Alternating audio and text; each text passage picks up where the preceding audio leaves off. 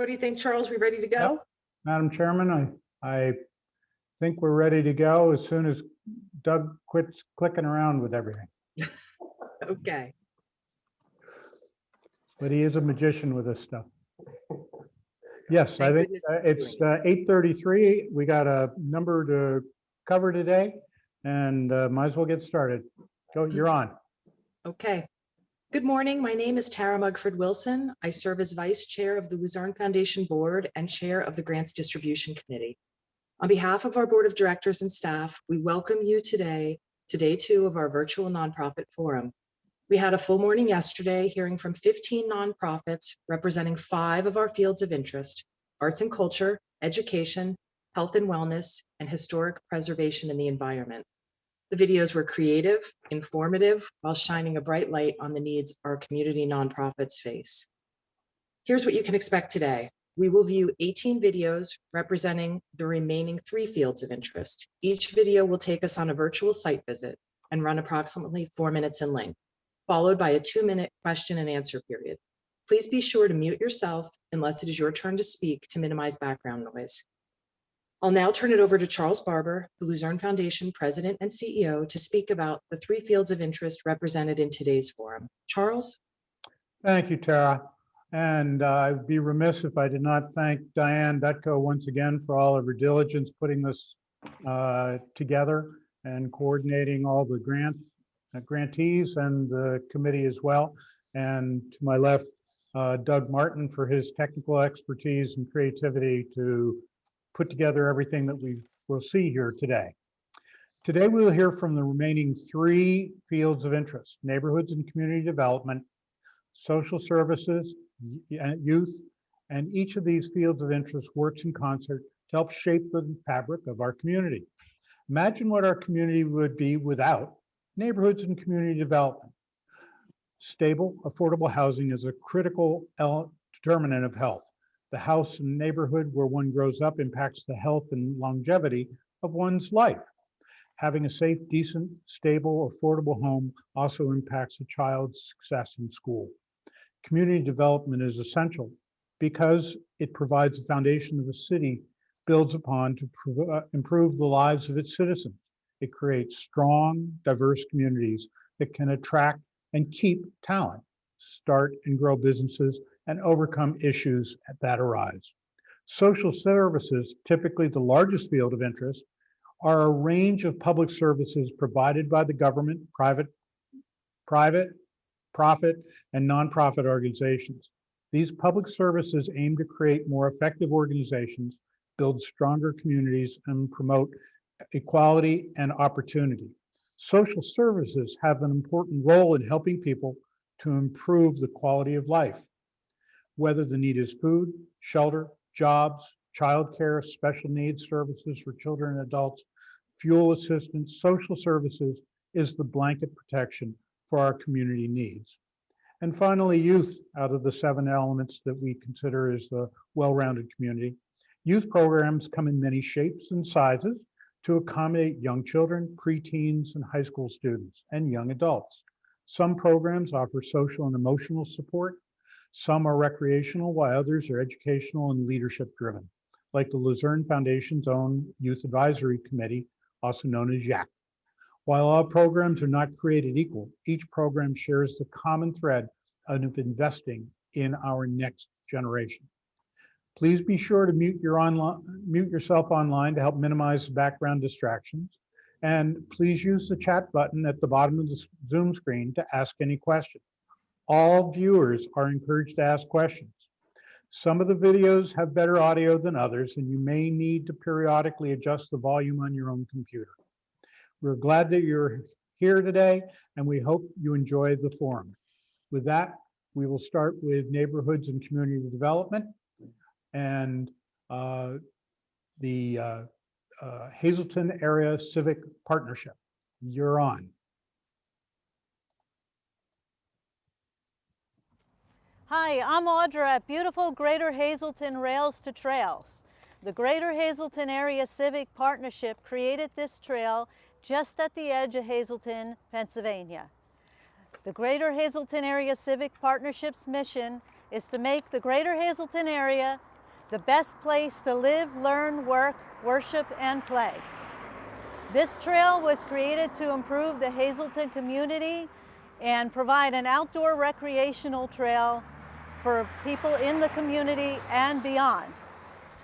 This trail continues to be completed in phases and will be connected to the Eckley Miners Village in the near future and eventually to the Delaware and Lehigh National Heritage Corridor.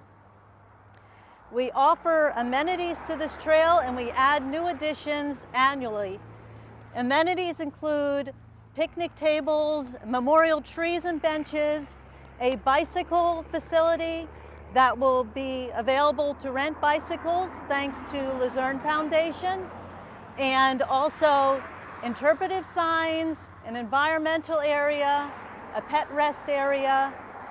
And at this trail, we provide many things such as a free hike and bike event, town and trail race series. We offer walk with a doctor, environmental walks, and other group walks. And in the works, we are building podiums for a story walk to be on the trail for children, and that will be installed this spring.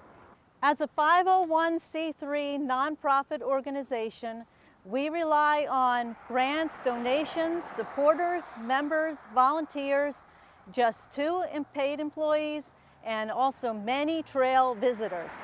Our #1 priority is trail visitors, because without visitors on the trail, there'd be no purpose for the trail and no need to make any improvements on the trail. From data from infrared trail counters, the trail receives over 40,000 trail visitors annually.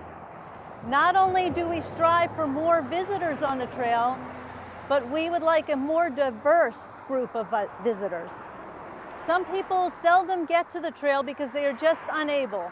People like they have no transportation of their own, they have disabilities, they live in assisted living facilities. These people would like to get to the trail, but there is just no way for them to get to the trail.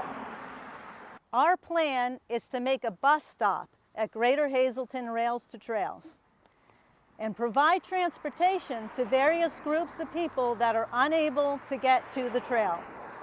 We are in cooperation and agreement with the Hazleton Public Transit to make a bus stop at this trail to provide a place for visitors to sit and wait for the bus or get dropped off here at the bus. The Greater Hazleton Area Civic Partnership is asking for funding in the amount of $5,000 from the Luzerne Foundation to build and install a bus stop shelter at Greater Hazleton Rails to Trails, and also to provide a bus service for people living in different facilities that are unable to get to the trail. The bus stop shelter will be ADA accessible and designed for wheelchairs to be able to get in and out of this shelter easily. Greater Hazleton Rails to Trails is a wide trail that has a minimal grade, and it consists of fine crushed limestone on the surface, and it is ADA compliant. The end result of this project is a more diversified group of trail visitors and more trail visitors. Most of all, we will be helping many people that live close by enjoy the amenities of the trail that otherwise would be unable to get to this trail. We hope to reach out to more and more groups of people from the Greater Hazleton area and nearby communities. After all, Greater Hazleton Rails to Trails was created to provide a healthy outdoor recreational trail to everyone, and we mean everyone.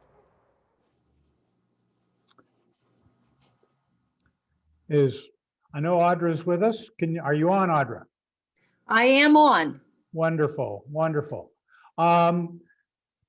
You very carefully described what you propose to do with the bus stop. How do you see the ebb and flow of visitors to the trail? Heaviest in the summer, what happens with the trail during the winter and whatnot?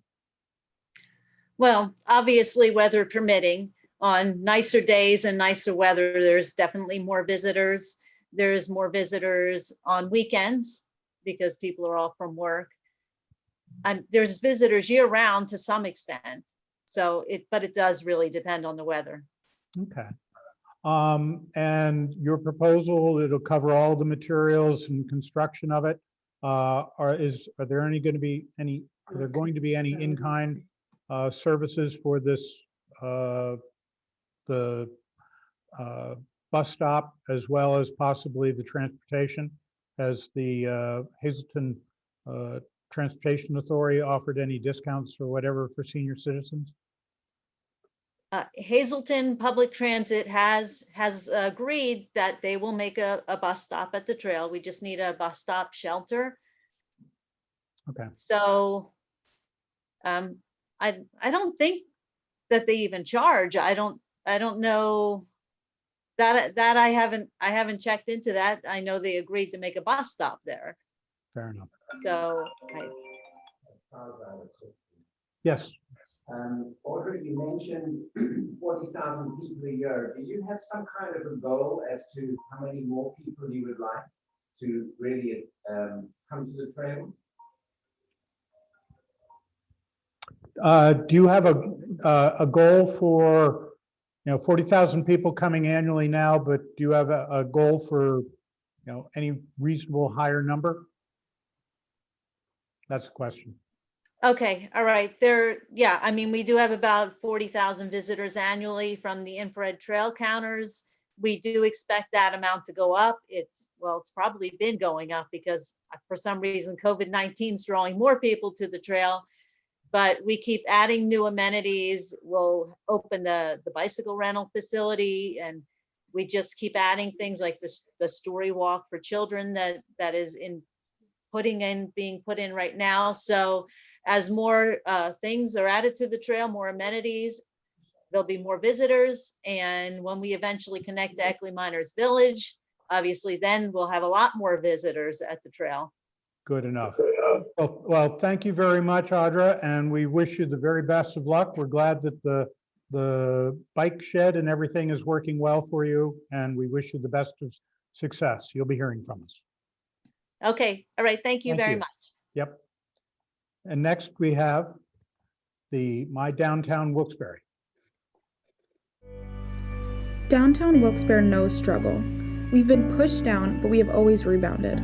After this difficult year, downtown Wilkes-Barre needs a helping hand to pick up the pieces from the pandemic so we can rebuild the vibrant Center City destination that our community deserves.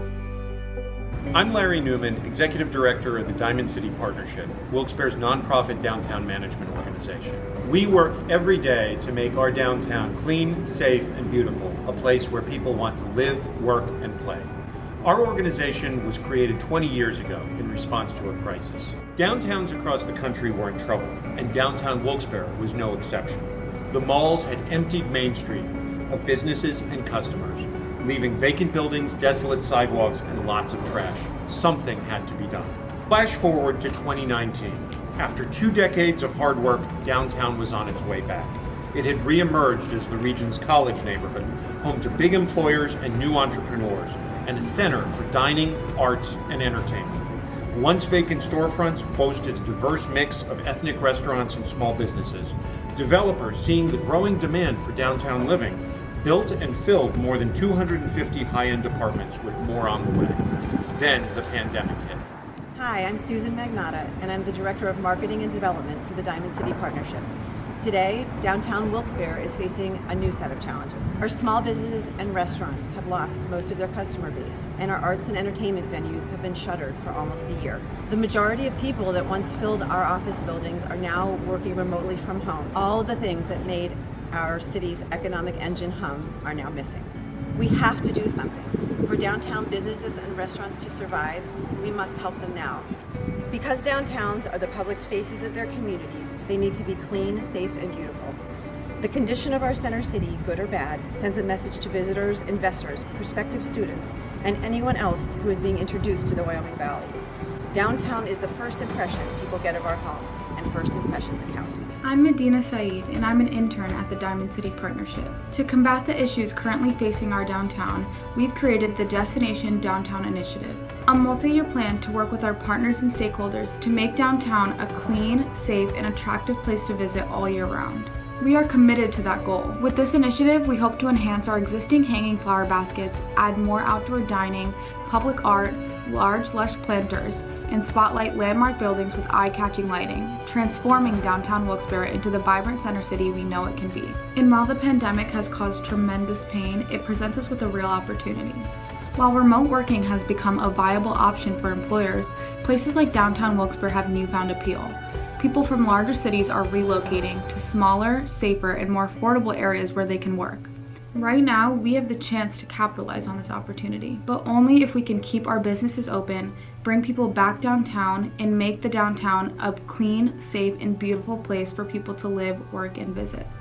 Today, people with choices are looking for distinctive places with a high quality of life.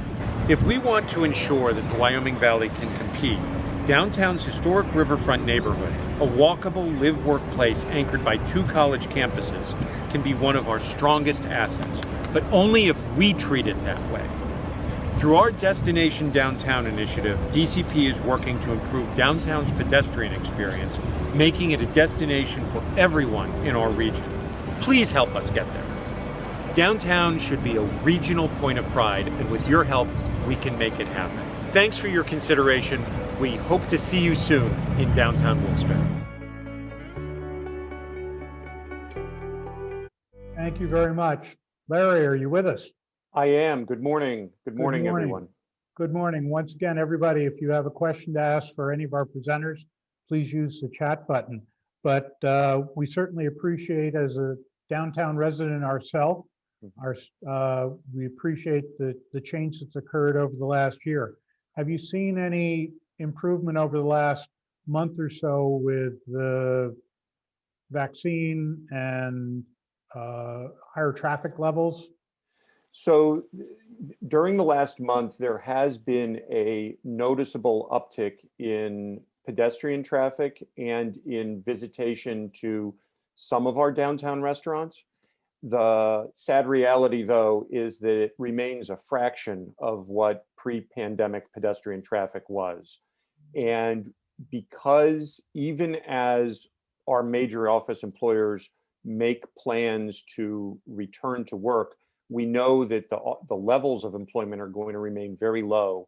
And then our anchor arts and entertainment venues, such as the FM Kirby Center, are not going to be reopening for several months into the future. So we know that our job right now is to activate downtown's public environment and to get people outside. And specifically, one of the ways we're trying to do that is to enhance our beautification program through the creation of or the installation of self-watering planters to enhance which basically are planters with water reservoirs in them that will allow us to be able to enhance our beautification efforts and allow our work crew to spend less time watering and more time picking up trash and doing other aspects of downtown beautification.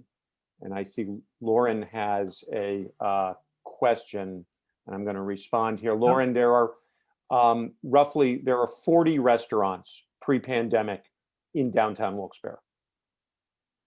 40. Have we lost any? We have.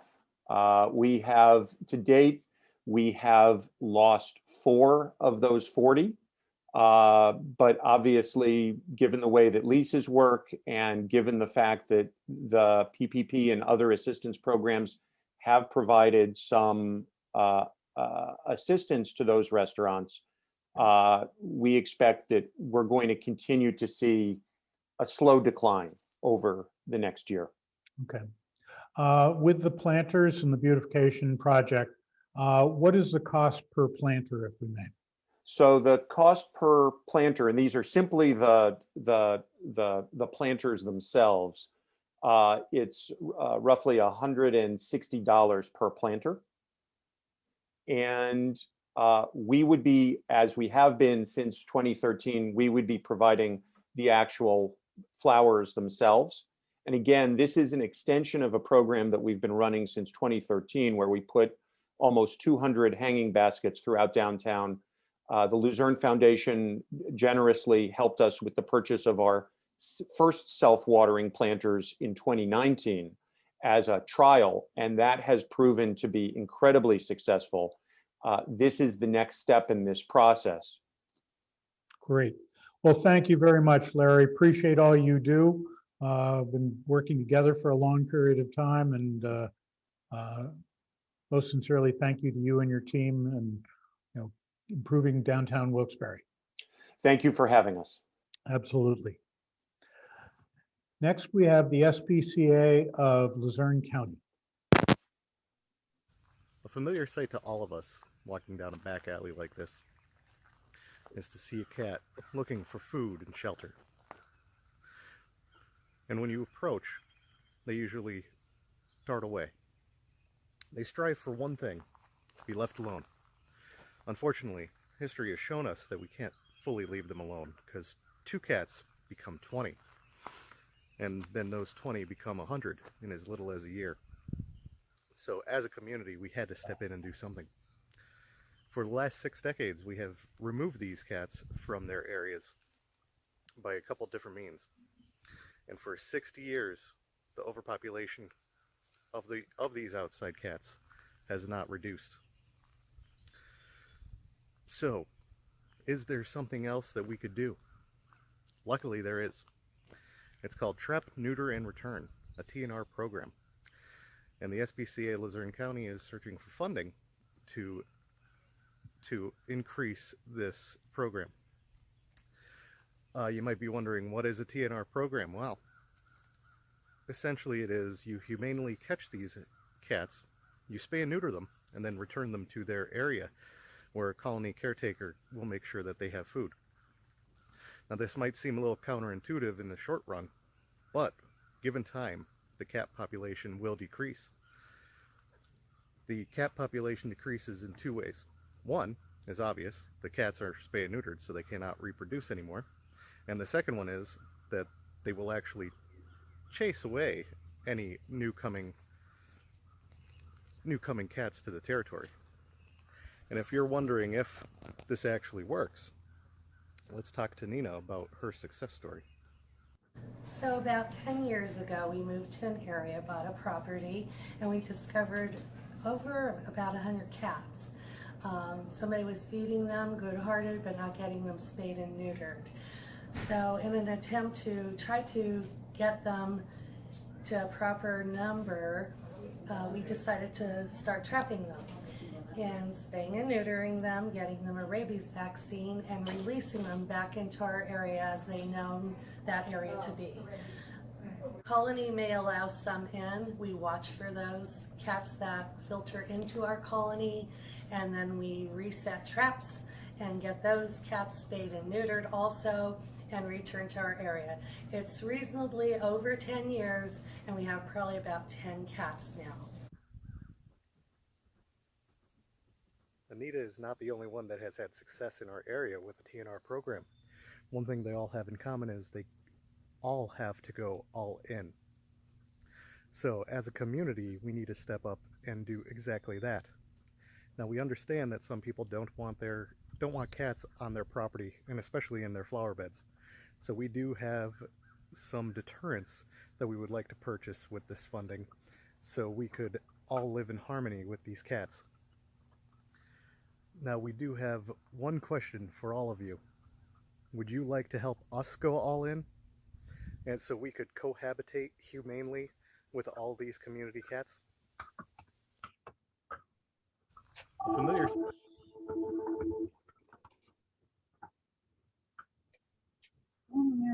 Yeah. All right.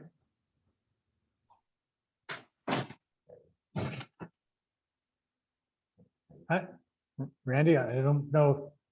Yeah, I'm here. Thank you very much.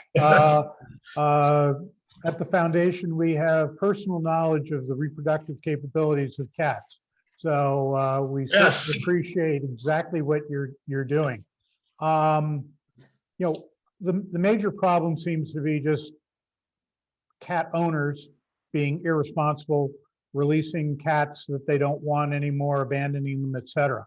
Has the SPCA done any kind, or do you have a plan for public awareness to stop that kind of activity, but to give the public an alternative instead of just releasing the cat into the wild, low cost neutering themselves, or take the SPCA taking the cat in, et cetera? What are your Yes, plans? we do have a variety of things that we offer, and our SNAP program is one of them, the spay neuter assistance program that Luzerne Foundation has helped out with in the past. That only gets us so far because it still puts a little bit of pressure on the owner to get that cat to the veterinarian to get them spay and neutered. We do have different education programs. We do have other assistance that we give to the community. But what it comes down to is some people just don't want that help. So we are unfortunately have this situation where the cats are released and 2 cats become 100 in a year. And then we all know the reproductive, like you guys said, the cats add up very quickly. Yes. You are looking for $5,000 on this. What would the $5,000 provide? How much, benefit would it serve? How many cats? Right now we do about 150. In 2020, we did 150 cats with the limited resources that we have. So the funding that we are looking for, the $5,000, will help us get different traps, different deterrents, and things like that. So we could take this and up our game a little bit to try to get a little bit more, a few more cats through the system, spay and neuter, get them back on the streets, and then that'll prevent other cats from moving into the area. Do you have, how many veterinarians do you have involved with the program? Right now we have 2 vets, and then other EPA and other organizations like that are on board as well. Okay, so you have good volunteer, or at least very reduced cost services. Yep, it costs about $40 a cat once we get the cats in. The biggest problem that we have right now is trapping the cats and bringing them in. Sure. Yep, they can be dangerous. Oh yes, yeah. There's a way to do it properly and humanely, and that's the thing. We want to purchase the proper humane traps. Good. So we could do this safely. All right. Does anybody have any other questions in the audience? If not, Randy, thank you very much. Thank you for what you're doing to, help the wildlife and cat life in our community. All right. Thanks. Thank you for having us. Yep. Moving on to social services now. We will start with Big Brothers, Big Sisters.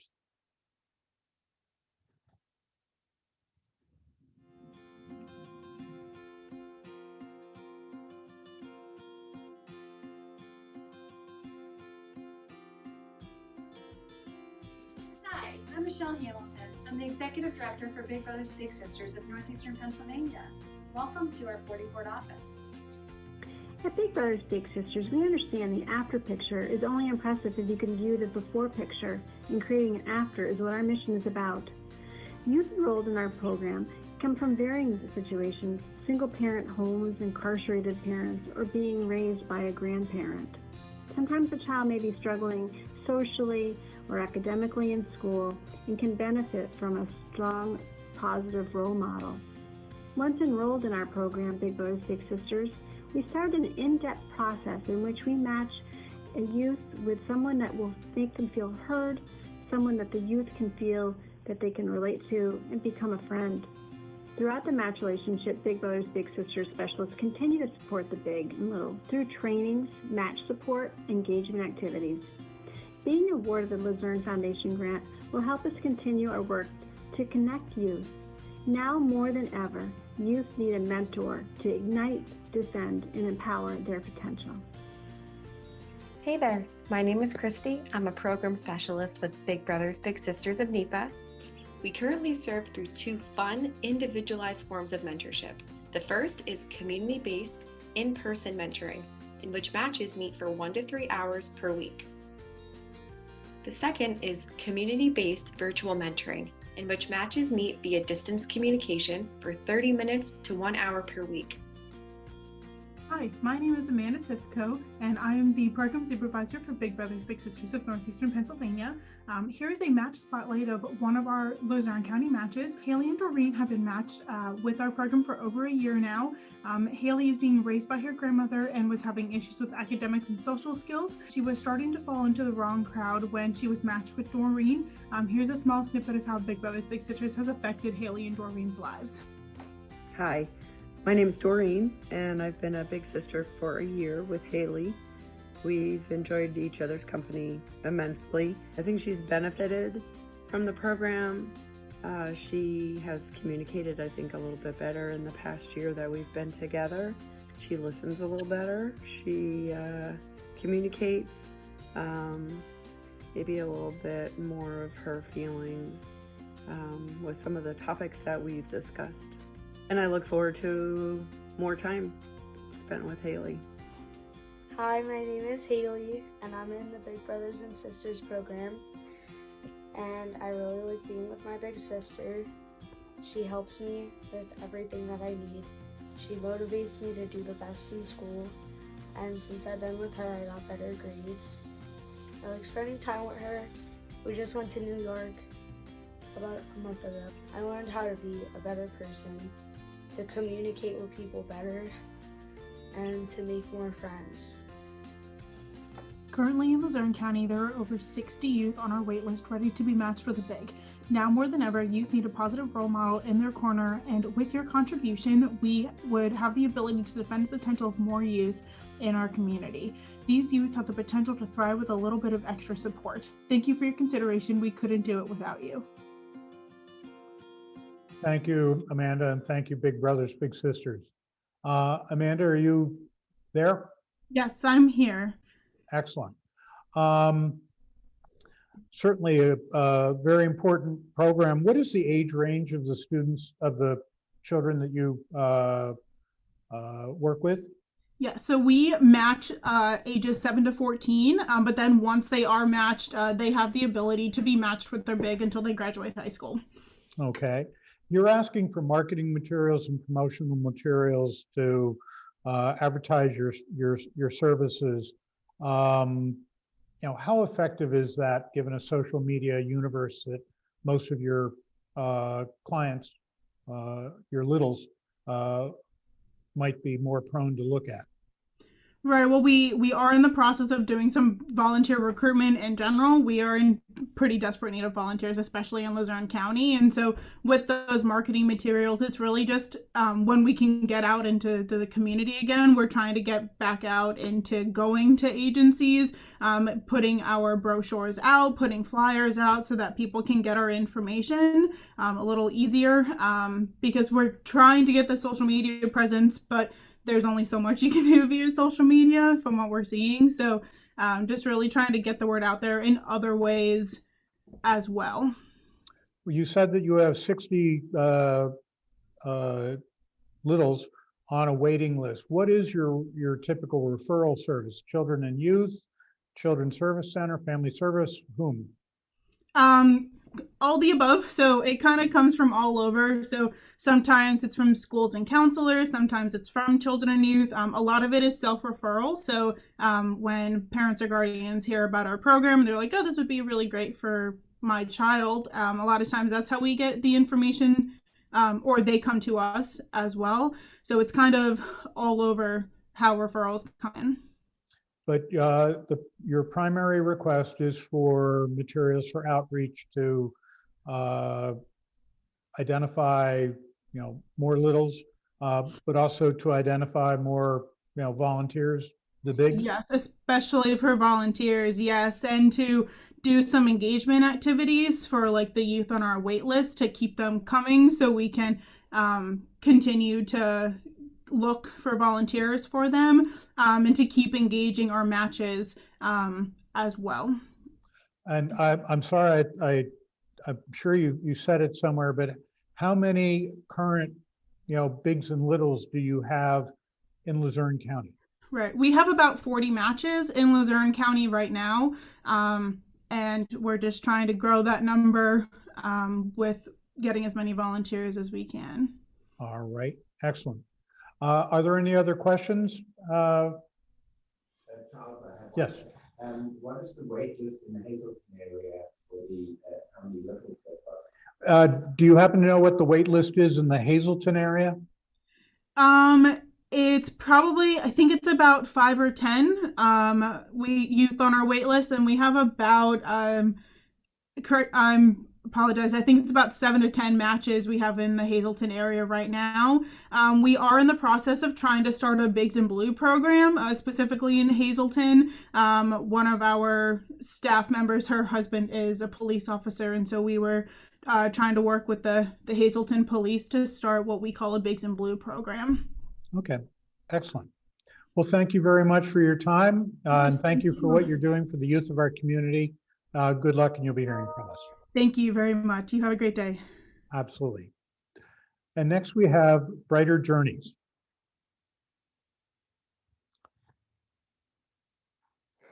Hello, my name is Lisa Urbanski, and this is my friend Bernice Sando. We are both mothers of a child with special needs, and together we created the foundation Brighter Journeys. Brighter Journeys is a 501c3 charity formed to provide words of comfort, assist in directing to resources, and provide tangible support to these families. We are constantly trying to be a place for families to reach out for support. We have compiled a resource directory that is live on our website, and we're always working on ways to get this information to our families. We have held 2 special needs expos with over 50 vendors, putting much needed information into the hands of these families. And then there is our special needs egg hunt. We again have over 30 vendors, not only passing out treats, but also information pertaining to their valuable resources. There are over 1,000 individuals with disabilities attending this heartwarming event. Each individual goes home that day with a t-shirt, a tote bag, and so much information. But most importantly, it was a day spent with their peers. Both the expo and the egg hunt are held at Mohegan Sun Pocono. And although we seek sponsorship, we do incur the cost for both events. Brighter Journeys is now in our 5th year, and what we are most proud of is our ability to fulfill grant requests for items not covered by insurance or perhaps a family can't afford. This special program is called the Going the Extra Mile Fund. This fund is one of the very reasons Brighter Journeys was formed. There are so many items not covered by insurance that are vital to a family's existence, either as a necessity to daily life or to make life more enjoyable for this family. Brighter Journeys has granted requests such as modified tricycles, modified chairs, sleep-safe beds, stair lifts and stair glides, conversions for vans, handicap ramps, wheelchairs, and we also sponsor individuals for Serendipity's equine therapy. We have even paid for a much-needed therapy dog. As you can see, trying to survive as a small nonprofit has been an undertaking, to say the least. Each year, we have our annual fundraiser in October. This is an evening held at Mohegan Sun Pocono and is a very special night, not only to fundraise, but as a night to celebrate all of our accomplishments. Brighter Journeys has one unique quality. We are not specific to any one disability or diagnosis. It is to brighten the journey of any individual with special needs. Well, thank you very much. Do we have Lisa on? Are you there? I'm There you are. here. Excellent. Good morning. Thank you. We're obviously familiar with what you do. What kind of criteria do you use to identify potential recipients of your funding? And also, is there a maximum or a minimum amount that you would be able to provide? Well, we have a grant application that's on our website that we have the families fill out. And a lot of the families we're familiar with because of the community, and Bernice and I being parents of children with disabilities. We know a lot of the community, and they fill out the grant application, and really depending on how much money are in our funds, we're able to figure out what items we are able to grant wishes for. How many? So obviously, the more grants that we get coming in, the more grants that we have going out. So the money comes in, it goes right back out. May I assume that you are an all-volunteer organization?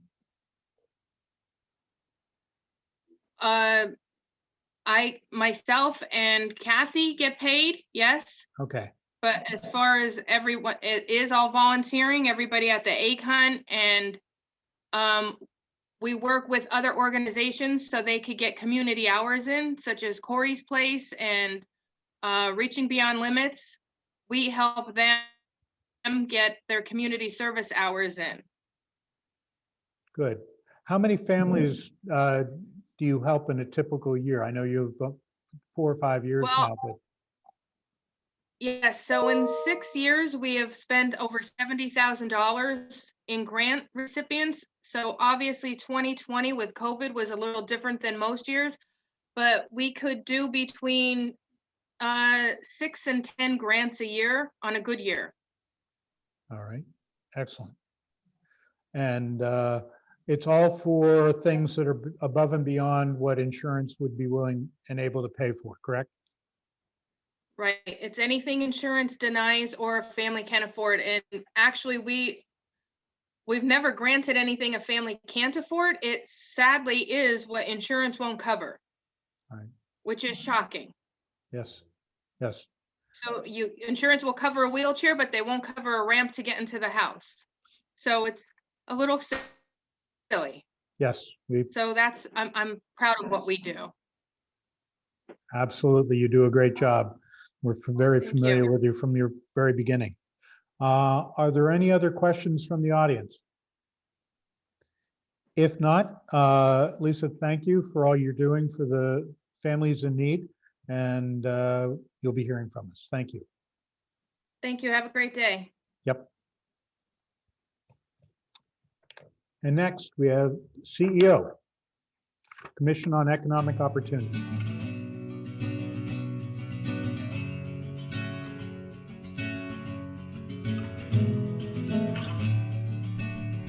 The past year brought great challenges for our organization. Increased need, food supply chain issues, increased cost of food, staffing and volunteer shortages across the network, and more.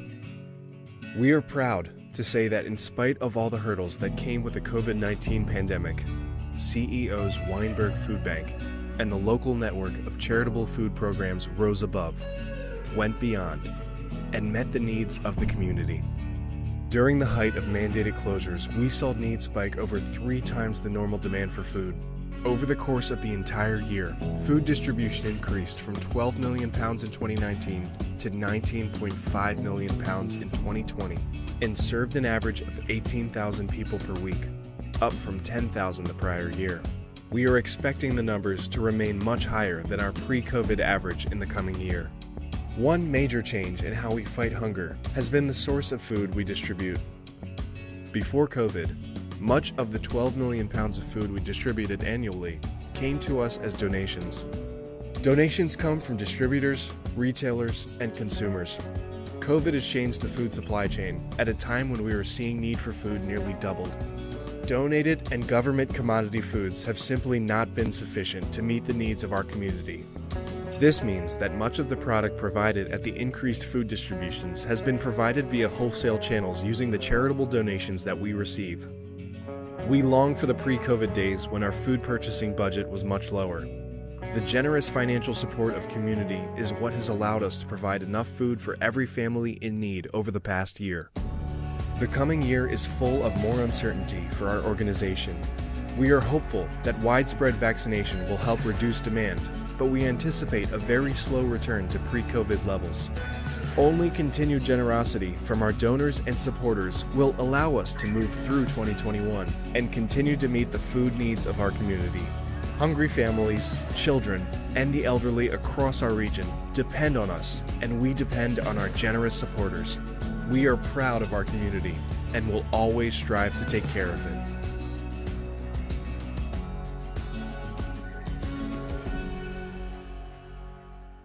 it. Thank you. Gretchen, Good morning. good morning.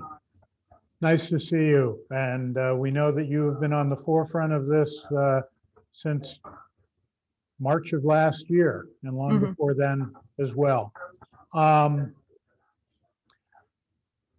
are you seeing any recent decline in the demand for food as people may be getting back to work, or still at a highly elevated level? Yeah, so I mean, certainly less than we saw last summer or last spring, but continues to be at an increased level, you know, compared to pre-COVID. We're seeing families who, while they might be getting back to work, they're still suffering, you know, some of the longer term effects of climbing out of, you know, a financial hole, and still struggling when, you know, we know that food is unfortunately one of the last things on a budget, first things to go and the last thing to return when a family is struggling financially. Sure, sure. With your services, I know you collaborate, but you know, do you help the families in a social service manner as well with job training or opportunities or referrals to other organizations to help improve their life condition?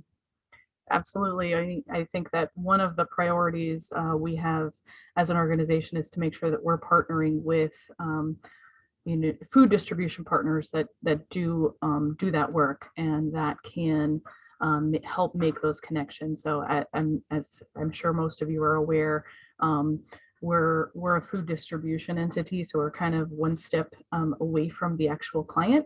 We work with over 150 member agencies and another 100 at least non-member partner agencies that may be schools or public entities like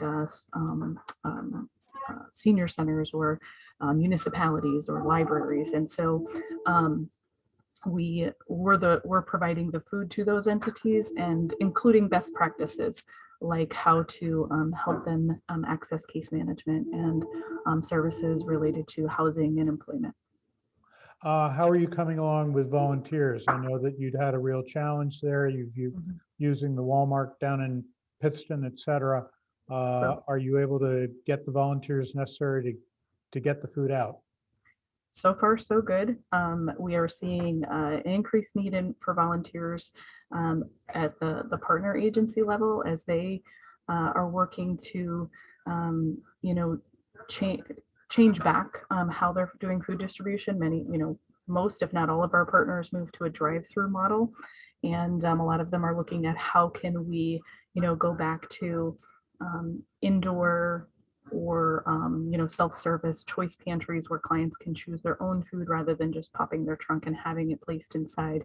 So we're definitely seeing our partner agencies needing additional volunteers. We do have an offsite location still where we're accepting volunteers and using them to pack food boxes, and that work continues. And we're grateful to have so many volunteers partner with us in that way. Great. Well, you may see that Bill Jones from the United Way gave a shout out to you saying, CEO does an amazing job. They really went ahead and above and beyond at the peak of the crisis and continue to do so, and as the pandemic continues. So thank you, Bill, for those accolades. You're asking for $5,000. We know that your expenses are far higher than that. What does $5,000 really acquire for CEO? So, you know, one of the most meaningful ways for us to use those funds really is in terms of logistics and transportation. A lot of times there is food available, but we need to get it here. So we work with our Feeding America network and are able to access donated food as well as wholesale purchased food at, you know, really great prices when you consider, you know, wholesale versus retail prices. but we have to pay for the trucking to get it here. And so the logistics costs, $5,000 can get us several truckloads of product from either, the Port of Philadelphia where we get fresh produce or from another food bank in the Feeding America network. So, $5,000 can convert to multiple truckloads of food. So we'll have a significant impact. Great. Yes, thank you. Are there any other questions from the audience?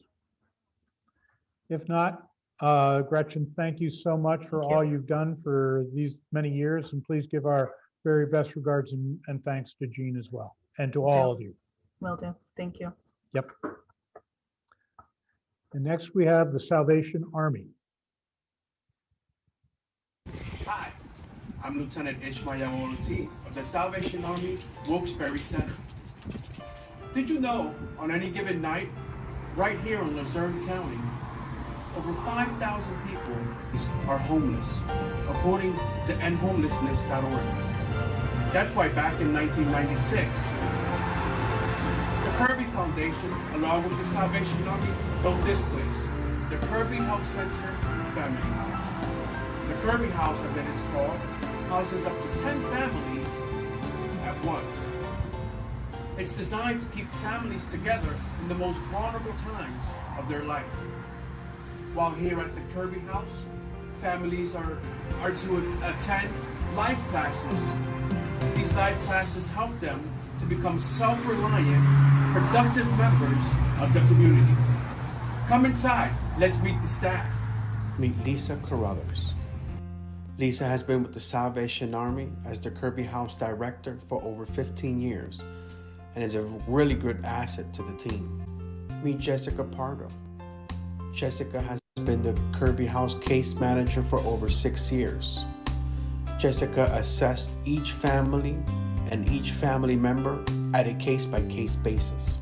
Here at the Kirby House, we offer families safe transitional housing where they receive meals, counseling, life skill classes, access to legal and educational services, transportation assistance, and much, much more. The house can accommodate 10 homeless families at a time with 4 beds in each unit at any point. We serve generally to 40 to 50 families in a year. We house clients between 6 to 24 months while helping them to secure permanent housing. Currently, the house is at capacity with a waiting list coordinated through the county. And all adult participants must work or volunteer a minimum of 20 hours per week. Our on-site case manager works to address barriers to stable housing. Many homeless individuals enter the program destitute but leave having successfully gained the money, the life skills, and the confidence they need to avoid regression. You know, the COVID-19 pandemic has affected the Kirby House in multiple ways. There has been fewer jobs available for our residents. Children have been homeschooled and learning online. An interruption of weekly educational classes are just a few of the hardships these shelter residents have encountered during these challenging times. In addition, we have seen a sharp increase in costs to operate the house, including utilities, food, and more, due to the greater usage from residents staying home. When the moratorium on eviction lifts on March 31st, we anticipate a great surge in homelessness in the community and an increase in the number of clients coming to the Kirby House for shelter, which will only increase our operating expenses. We truly hope the Luzerne Foundation will partner with the Salvation Army to help us support these vulnerable families during these difficult times. Funding from the Luzerne Foundation will be used to support the operations of the housing program, including food for daily meals, life skills training, support for casework, and daily living expenses for residents. Your investment into the Kirby House will help us strengthen struggling families by providing them with the resources needed to create transformational change. Thank you so very much for considering the request. Thank you very much. Do we have Lisa Carruthers on? Yes, I'm here. Hopefully I pronounced that correctly. Thank you for all you do. Thank you. And well described. 2 interesting questions. mentioned that the waiting list is being coordinated by Luzerne County. Is that Luzerne County Children and Youth, or which department? Okay, so all of the homeless providers in Luzerne County, CEO, the different emergency shelters, there is a list that we use. So we choose the families as they enter into the system. So the list is coordinated through, the hub is at CEO, and it's called coordinated entry. So many different service providers are able to put families on the list. So when a vacancy becomes available, we then go to the top of the list and choose the families in order as they apply. All right. What is the average length of stay of any one family? Well, the average length of stay varies between 6 months and 24 months. We want families to stay as long as possible because it takes, a great length of time to address all of their needs and see them through to fruition. But at this time, the typical length of stay is between 6 months and 24 months. And I assume you have a waiting list? We do. Actually, right now we have one vacant room. We just moved out a family. They went into permanent housing, but it's typical. We never have a vacant room for too long, just enough time to do repairs. The family that just moved into housing yesterday, they had been here for 1.5 years. So the room, as you can imagine, 4 people in a small room, it needs painting, floor wax. So usually the turnaround time is 2 or 3 days, and then we immediately move a family back in. All right. And you're asking for funding to support the operations of the house in general. Explain what $5,000 would do. Sure. Yeah, stating it that way, supporting the operations is so broad. I like to bring it down to a reality. Because of COVID, we've seen an influx of families staying home. The children are doing virtual learning, so that means the parents aren't out working like we normally would expect. So we therefore have an influx in costs. We have to feed them and utility costs, etc. More importantly, though, daily, we try to provide life skill classes at night for the parents to learn life skills, and also for the children, different crafts and activity projects. Those basically have been suspended because we don't have volunteers now who want to come in and do the life skill classes because of COVID. So $5,000 could also be used toward paying service providers to come in and provide us with those classes for our clients. They're not working at this time. A lot of the schools are paused. And so additional classes, now would be the time that we could use additional classes to come into the shelter to teach the families different resources available, different life skills. Great. We certainly all appreciate the challenges that this COVID environment has created for everybody and every charity. Are there any other questions we might have? If not, we thank you very much. We thank you for what you're doing for our families here in Luzerne County, and wish you the very best. You'll be hearing. Thank you. Thank you for consideration. Yep. Coming up is Volunteers of America, their Ruth Place homeless program. Ruth's Place, a program of Volunteers of America of Pennsylvania, is the only 24/7 emergency homeless shelter dedicated to serving women in Luzerne County. We operate a 21-bed, open floor plan facility in the heart of Wilkes-Barre City. Since its inception in 2003, the shelter has been a cornerstone of support, serving over 2,790 women and providing over 64,950 nights of lodging.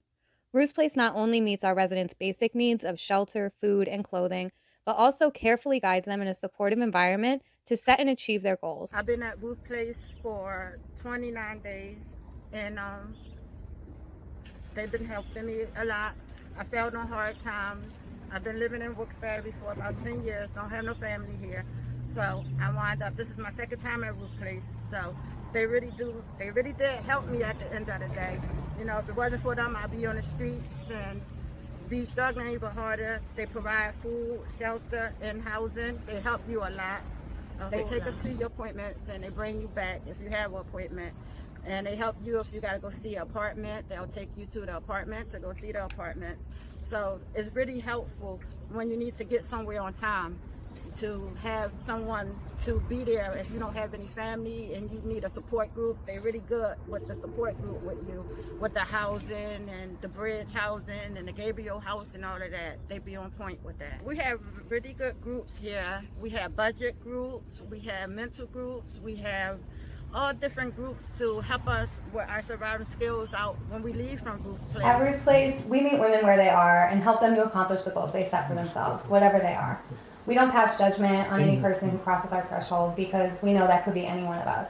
Many women are one paycheck or one domestic abuse situation away from homelessness. I was homeless and ended up at Ruth's Place because of a PFA that I had on my brother, and he wouldn't leave me alone, so I ended up in Wilkes-Barre and went to Ruth's Place for help, and they helped me establish a home and get a home in Nanticoke, where I'm currently living in peace. But they did a lot of things to help me. They provided resources for me. They provided a booklet with addresses and contact people. They did exercises in the home and teaching skills that range from cooking to budgeting to self-esteem issues. They even had the church come in so that I would be able to participate in that again. They were very helpful. If you ever had a problem, you could go to the staff and they would talk to you. When I had difficulty finding a place because of steps and stuff, they extended my stay so that I could find a place that I could enter and exit without being in pain.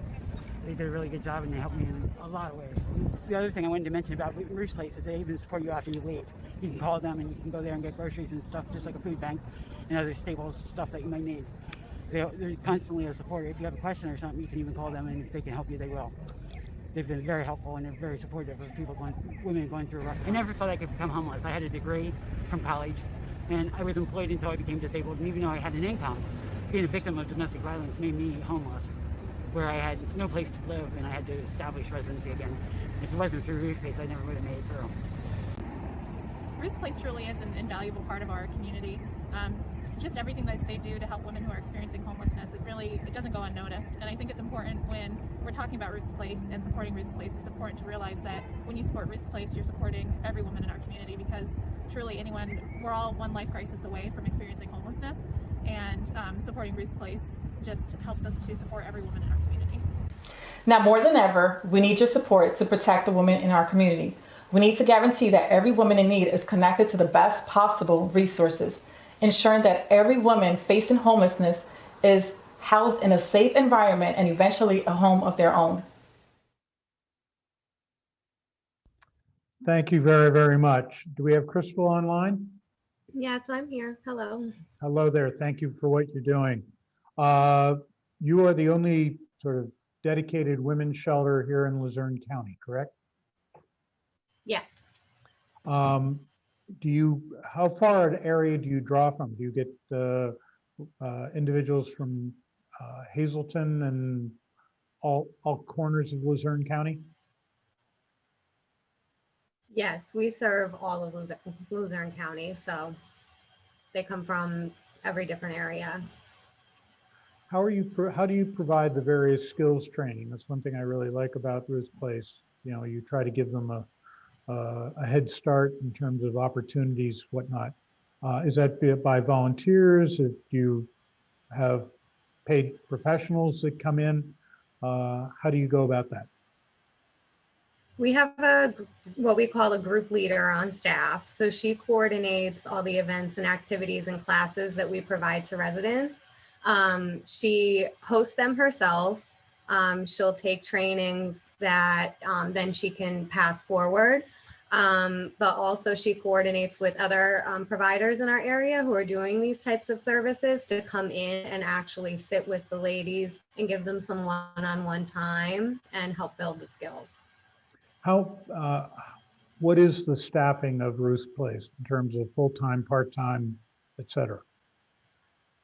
So we have a program coordinator and case managers that are full-time. So one case manager is on during the day and one at night, so that, there's constant support.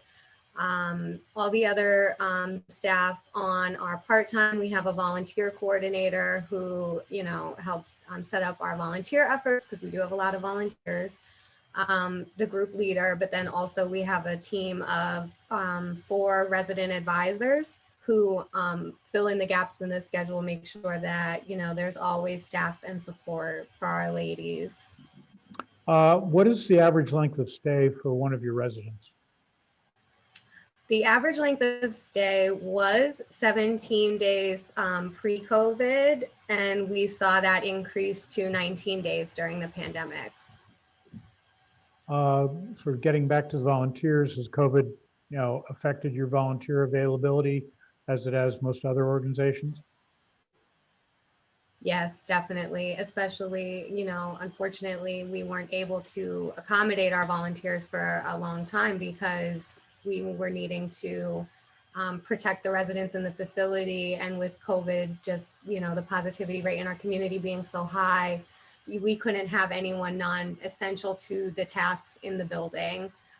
Since things are starting to improve and vaccines are available, we're, retooling those protocols and having some more people come in, and it's really been really nice to have them back. Sure.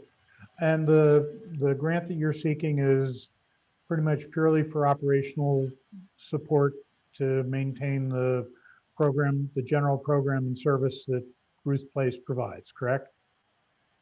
The whole Yeah, shooting. I know.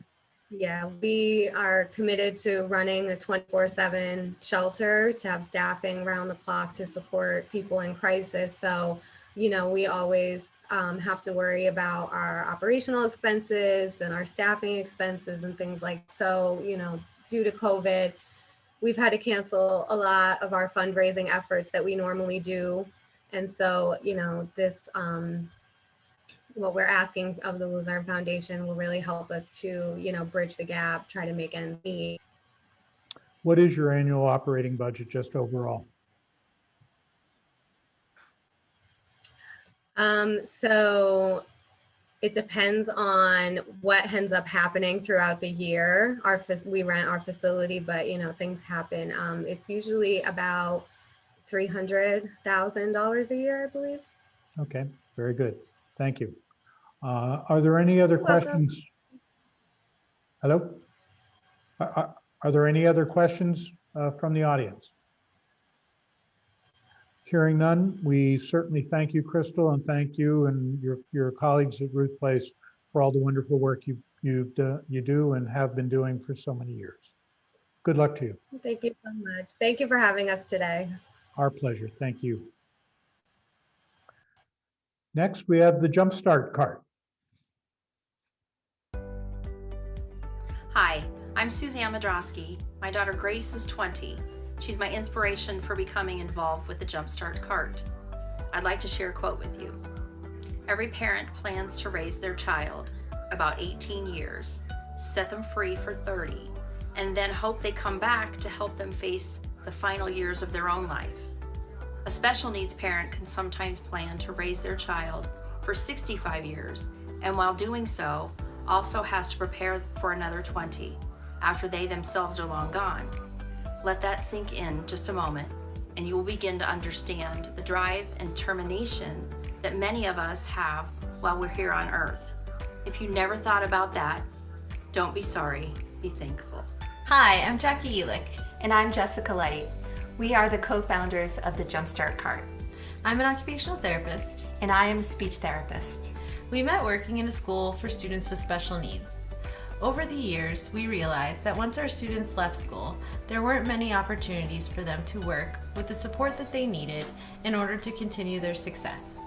We knew that we wanted to do something to help, and that we can use our skills and our experience to provide opportunities for our students once they left school.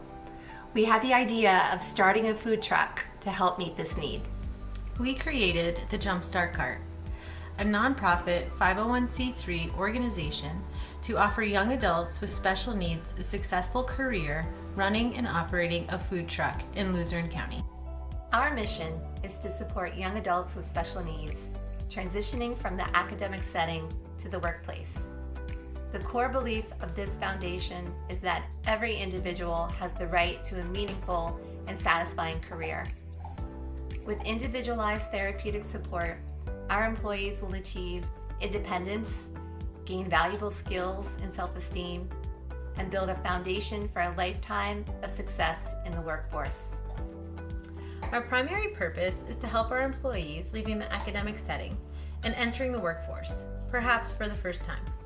Our employees may have motor, social, or communication needs, but they can participate just as fully in the work environment with the necessary supports in place. Taking our purpose and our mission into account, we also wanted to ensure that we created a delicious and healthy menu. During events that we held last year, we took great effort and care into developing this menu and creating food to share with our community. The positive feedback that we did receive helped us know that we are headed in the right direction. We were established in November 2019 and launched to the community in April 2020. Although we have faced many challenges in our first year, we were fortunate to have the support of our board of 5 remarkable women who feel just as passionate as we do about helping this population. We'd like to introduce you to Teresa Klein, our board president. I'm Teresa Klein, president of the board of the Jumpstart Cart. We believe that we do what this community does best, work together and support each other. This past year during the pandemic, we faced struggles that many in our community faced. We had to redirect our focus and rely on our board to make things happen. So we went to work. And through their passion and dedication, their time and support, we were able to accomplish some of our goals. Hi, my name is Kristen Ermack, and I am the secretary of the Jumpstart Cart Executive Board. Less than 1 year ago today, we had $0 in our bank account. By holding events and fundraisers, and with grants and donations from our community, we were able to raise enough money to purchase our very first food trailer. With the support of your grant, this year, we'll be able to purchase the truck to pull the cart, as well as maintain employment for our 2 potential employees this season. We would like to thank you for your time. And we thank you for all of your support. Thank you very, very much. Do we have Jackie online? Hello? You have to unmute yourself. Jackie, you there? Hello? Hi, can you hear me? Yes, now we can. Excellent. No. You had perfectly awful timing to get started, but you've succeeded thus far. Thank you. If I'm correct, you had operating basically initially under a tent, and now you have a trailer, and you are in the process of acquiring a truck to pull the trailer. Is that the correct progression? Can you hear the question? Correct. Our trailer is being built in Georgia. We were able to pay for half of. Are you with me? Yes, keep going. You're sort of breaking up there. Can you hear me? Yes, go ahead.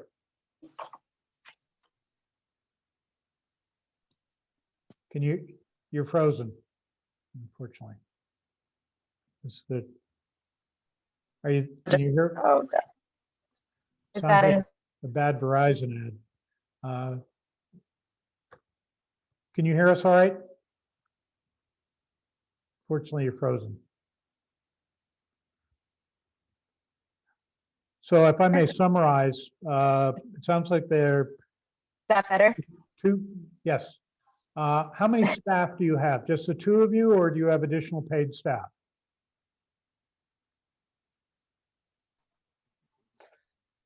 Paid staff at this time. And how many? It's just myself, my co-founder, and our 5 board members. How many are paid? There will be 2 employees this summer. Okay. How many individuals do you have in the training process, or the special needs adults that are working with the trailer and with the food service? Currently, right now, it's just 1. We need to get the trailer in order to start making adaptations and modifications that we'll need in order to hire more employees.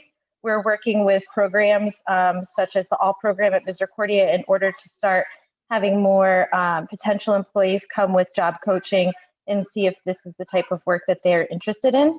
Mhm. So,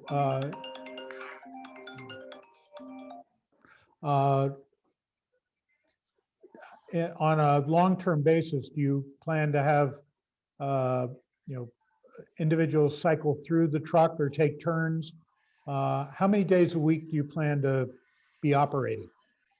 This summer, we would like to be operating about 2 to 3 days a week with our 2 employees, about 4-hour shifts. It would be a one-on-one work environment. Our goal would be in the next year to have about 6 to 8 employees once we know that we have all of the tools that are safe and the adaptations and modifications and the truck prepped and ready to go more efficiently. And you do plan to pay these individuals that are participants, right? Absolutely, yes. Good, okay.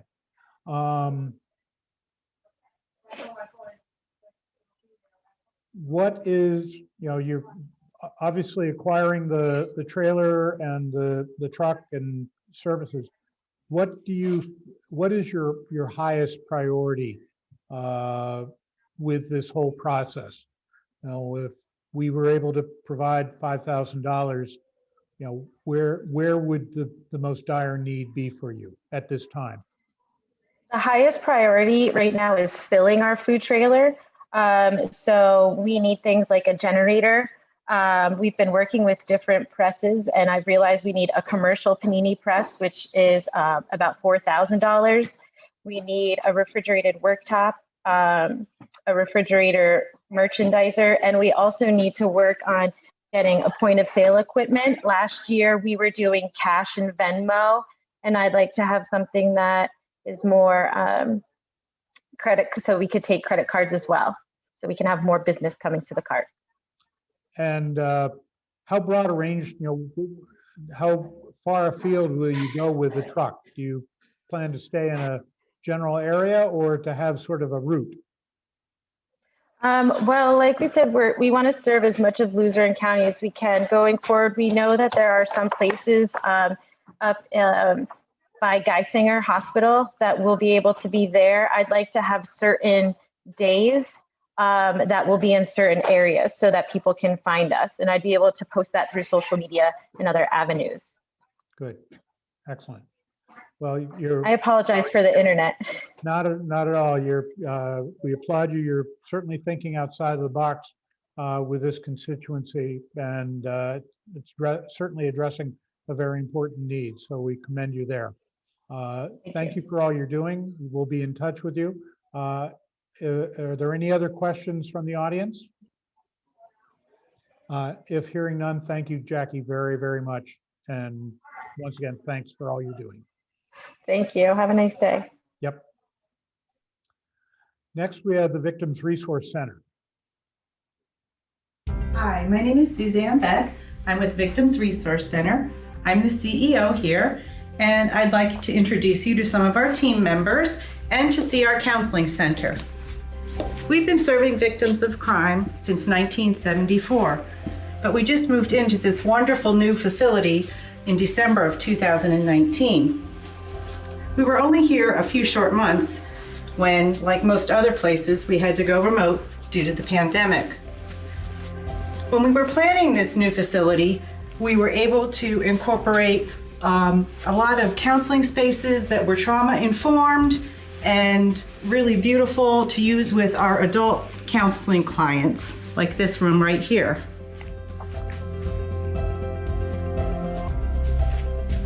I'd like to introduce you to a member of our team, Kaylee, and she's going to talk to you a little bit more about the mission here at Victims Resource Center. We provide services to victims of all crimes here at Victims Resource Center, such as victims of sexual assault, homicide, human trafficking, DUI, and many others. Our mission is to provide direct services for victims, including crisis support 24 hours a day, prevention education programs both in schools and throughout the community, and advocate to ensure that victims know and receive their rights. Our board planned to do fundraising in 2020 with the proceeds being used for our children's counseling space. That, of course, was canceled like most other fundraisers in 2020. we're asking the Luzerne Foundation for support for our children's counseling space.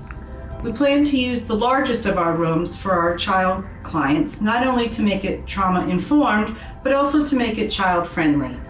Here's one of our therapists, Claire, to tell you more about what we have planned for this very special space. This is our kids counseling space. The space that we have is 10 by 10, and because working with children is different than adults, we need a specialized space. To have a comfortable room for our kids, we'd like to have an aquatic animal theme with coral reef and fish decals on the wall, and ocean light covers for the fluorescent lights to soften the space and make it more inviting. To effectively work with a child, we need to establish a positive rapport and sense of safety and trust for them to talk about and work through their trauma.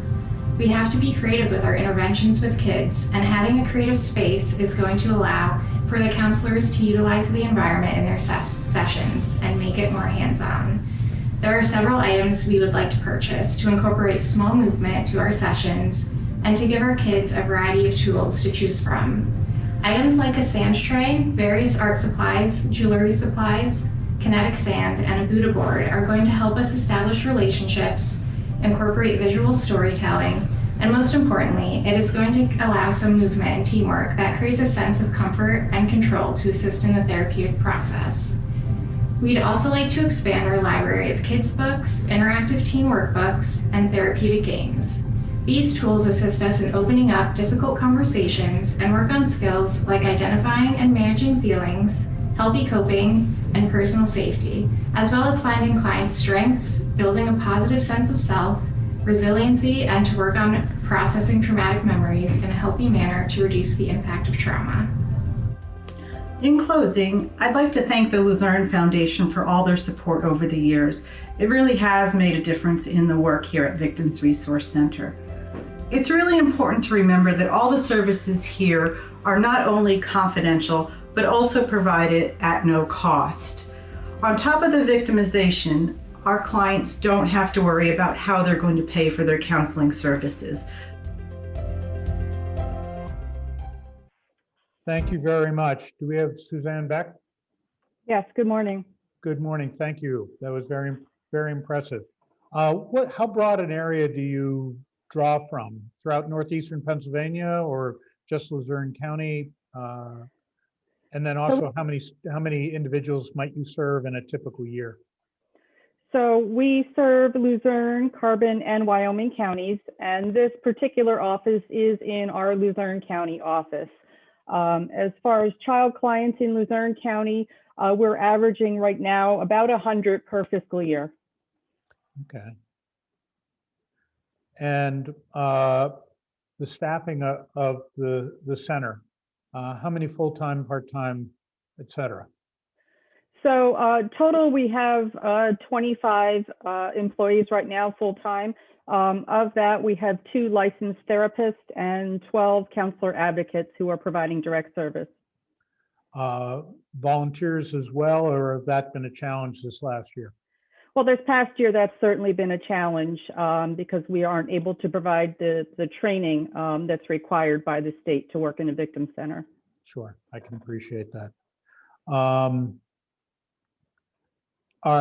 We understand that you want to furnish that very creative space, but is expanding the library one in the same, or is that a different part of your facility? No, that's part of the children's room as well too. Some of the books that are part of that room are used in the therapeutic process when working with child victims of trauma. Okay. And are your referrals coming from children and youth, or from where do the children come from, or the victims get referred to you from? So we get referrals from a lot of different places. The Child Advocacy Center, Children and Youth, the District Attorney's Office, law enforcement, hospitals, educators, other social service agencies, and individuals themselves. And you are purely outpatient. You're not you have no resident facility as part of your program? No, we are not inpatient. Okay, very good. Do you have any other questions from the audience? If not, I think you gave a very thorough description. We wish you luck and thank you for what you're doing for our most fragile members of the community. Thank you so much. Yep. Next, we have Dinners for Kids. I never met anybody who doesn't care about children.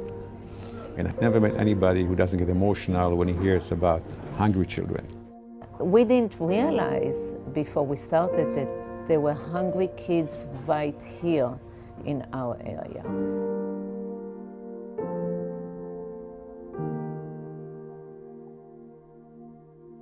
In the 2000 census in Wyoming Valley, for children under the age of 5, 1 in 3, 33%, are living in poverty. Hunger affects many of those children. My parents and David's parents were Holocaust survivors, so they suffered hunger in their lifetime. David and Edna realized the magnitude of childhood hunger, and they decided to do something about it. In February of 2011, founded Dinners for Kids. They package healthy and nutritious meals for children in need here locally. It really directs all of its focus towards feeding those children that, at least in this area, appear to be the most in need. We deliver 2 meals on Monday, 2 meals on Wednesday, and 2 meals on Friday to each child in the house. The kids would literally be at the door, jumping up and down, and they would run into the kitchen table, and they would heat up the food, start eating the fruit, and they were just very excited. We have research that it was impacting them in school because now they were able to eat and stay awake and be alive and well in school. A lot of families have said that it's helped with behavioral issues that they might have been seeing with the kids in school. They eat more nutritious. They try a wide variety of stuff that they otherwise wouldn't have the opportunity to. They're a lot happier. Not only the kids don't go to sleep hungry anymore, the meals also reduce the stress in the family, and they all sit down to eat together and talk about the events of the day. There's days that I don't have any food. Those days were made a lot easier for me because I did have something at least for them to eat. The fact that the Dinners for Kids program delivers the meals to the home is really big. His dedication and focus on the program, given all of his other interests, certainly running a business that operates 24/7, is truly impressive. And to be able to be a part of that, really, it enriches your faith. I've had the pleasure of meeting the people that volunteer. They just love doing what they do. It feels very good to be able to solve a problem in the community, feeding the children. I feel lucky to be able to do it. Makes you feel good that you're doing something to help somebody that's worse off than you are, really. I'm grateful that I have it. It's absolutely positively great program. I love it. It really has helped. I'll just leave it at that. And to see somebody with that level of dedication and spirit, it's a model that we hope that many, many others across our community could look at and hopefully emulate. We're very proud of the fact that we can help children, we can change their life.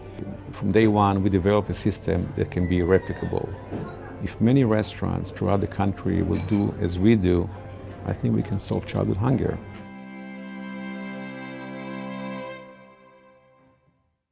Thank you very much. And I've seen David. Are you there, David? How's Georgia?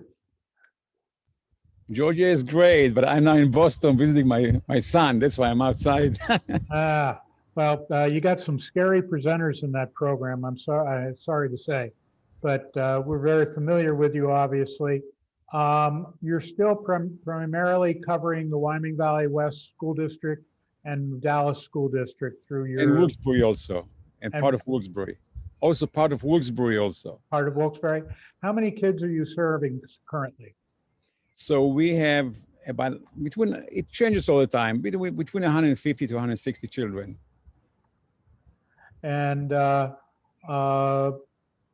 still no paid staff, or do you have a paid coordinator? No paid staff. I'm the volunteer executive director, and there's no paid staff whatsoever. How are you doing with your volunteers with the COVID? Doing fine. I mean, in the beginning, we volunteered to package the meals also, and some of the older guys were a little afraid to come in the beginning. So, but we recruited new ones, and I mean, people really volunteered in the community to drive and to package the meals, and we have no problem right now. Are you still getting your referrals from CEO and children? Yeah, youth? not CEO. We get from Head Start, from children and youth, and from the school districts. All right. Do you have any kids on the waiting list? Not right now. I mean, we can take more kids, and we want to expand more. We want to expand, like in the West Side, we do only part from Kingston all the way to Plymouth, but we want to expand to Swayersville, and in Dallas we can maybe go to Lehman, and in Wilkes-Barre also. Right now we cover only 2 schools, and we can go to other elementary schools areas. And what is the age range of the students that you are From feeding? age 1 to 18. Okay. And you have had families that have cycled out of the program, correct? Yes, I mean, so basically it's not the voluntarily? same kid. We don't have the same kids for many years. I mean, some of them just move away, and some of them just get back on their feet and they don't need our services anymore. And they're very grateful, and they say, no, we are fine now. We don't need the services anymore. And you're still working on the basically about $2.90 per meal? Yeah, $2.90, yeah. So basically it's basically the cost, the pure cost. I mean, Alice and Mets at Misericordia, they donate their facility to prepare the meals, and they do it at cost.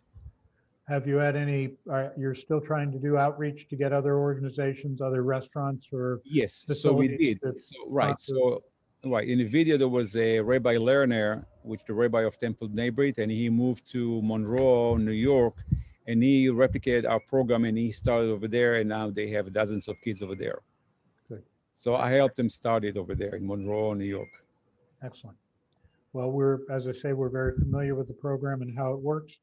Are there any other questions from the audience? Just a quick one. Average, how many meals are provided back in the year? On average, how many meals are provided in a year? In a year, 50,000 meals. 50,000, that's about right. Yep. Okay. Well, David and Edna, thank you so much for what you're doing for the, food insecurity of the children in our community and improving their educational capacity because of the food. Thank you so much. Good luck to you, and we'll be in touch. Thank you so much. Thank you. I appreciate it. Thank you so much. Next, we have Wyoming Valley Children's Association. Hi, and welcome to Wyoming Valley Children's Association. I am Nina Deitas-Zanin, the Executive Director, here to tell you a little bit about our cause and our current needs for the year. WVCA started serving our community 97 years ago. To date, we serve children from birth through kindergarten, both typically developing students as well as students with special needs, including children on the autism spectrum, with Down syndrome, cerebral palsy, and really any need that any child might have. This school year, we are experiencing the highest enrollment in our school's history. We are serving close to 400 students, 72% of which have individualized education plans and require therapeutic services. We serve children with speech therapy, occupational therapy, and physical therapy as their IEP dictates. And now, I will turn it over to our lead physical therapist, Leah, to tell you the rest. Hello, I'm Leah Tebus. I am one of 2 physical therapists here at Wyoming Valley Children's Association. The items that we are looking to purchase with this grant would be a staircase for our therapy gym, a new Riften tricycle, and then a large Riften gait trainer. With the staircase, as I said, the staircase is very small. A typical stair is usually 6 to 8 inches high. Ours is about 2 inches high, and the depth is very small, so sometimes their feet can't even fully get on the step. We do have 2 staircases within Wyoming Valley Children's Association. However, they do become very busy, and so to be able to effectively practice those skills in the therapy gym, I think that getting a larger staircase, something that is a little bit more appropriate and can really be used to then see that carry over onto a large staircase, would be helpful for us. As far as the Riften tricycle goes, riding a tricycle is a huge, momentous occasion for any child. And some of the kids that we work with here just don't have that trunk support and the stability to be able to sit on a typical tricycle. The Riften tricycle allows for proper seat positioning, and it allows for some trunk control and head control for our children with CP, diagnosis along those lines, for them to be able to feel fully supported and not have to worry about keeping themselves upright as well as trying to pedal the bike. So it also comes with add-ons for their feet to keep their feet in proper alignment, and this would definitely help with flexibility in those legs, trying to get a stepping pattern to then work on walking activities. Lastly, we are asking for a large Riften gait trainer. We currently have a small and a medium, but we are seeing that a lot of the kids are a little bit too tall for it, so they're not necessarily reaping the benefits of the gait trainer. If it is too small, then they're not in the best postural alignment, not completely upright, their legs aren't able to be completely straight, and they're not really able to take the advantage of getting that walking pattern. So a large would provide those taller kids with the ability to get all of those medical gains as far as, you know, improving their circulation, maintaining the upright posture, getting that stepping pattern, and improving their flexibility. But it would also help so much socially for those children, just being in that upright position and being with their peers. Being able to participate in a lot of the things that their peers are participating in will be a huge improvement socially for those children as well. And a lot of times it helps them out cognitively too, because they're able to be a little bit more hands-on and more involved. I hope you enjoyed your time at WVCA today. I grabbed my daughter Olivia out of the baby room, and we have one final message for you today. Come on into our kindergarten.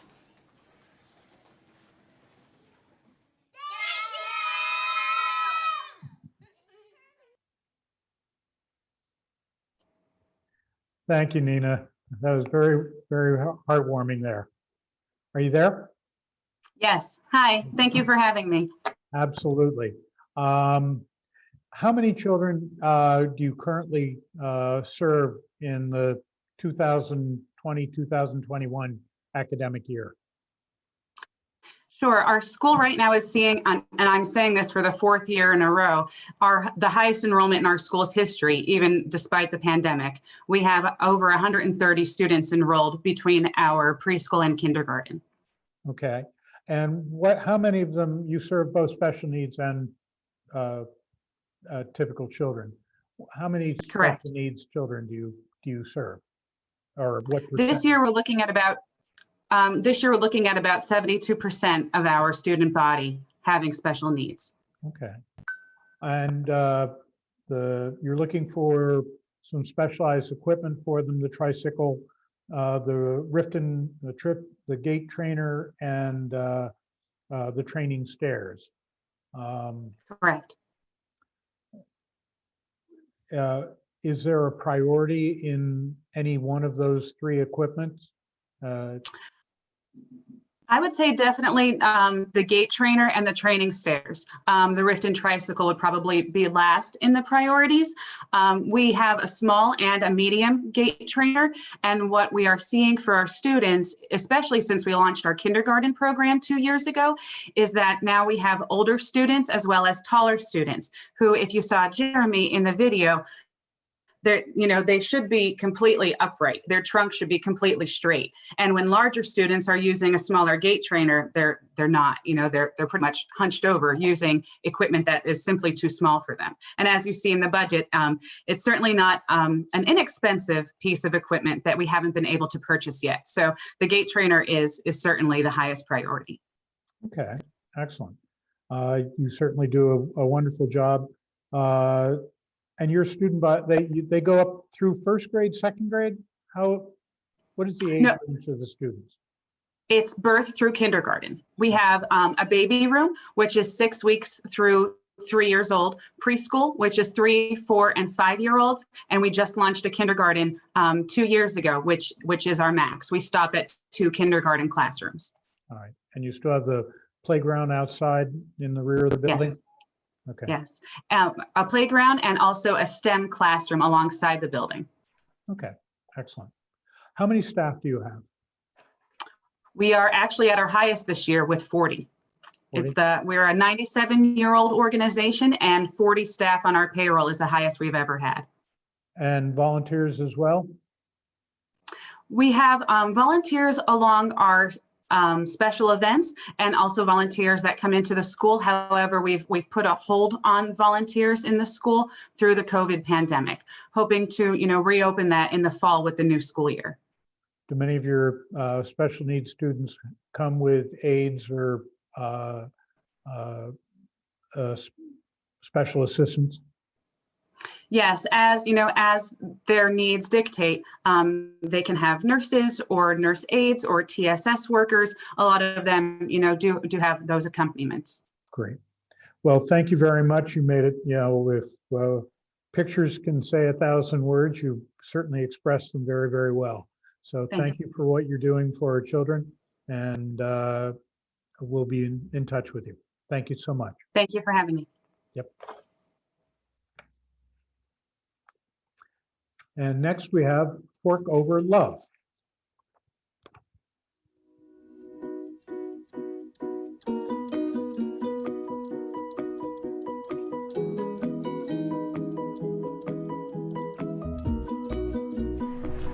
This year has been exceptionally hard for our industry, and we hope with programs like this to move forward through this and get to the other side of the pandemic.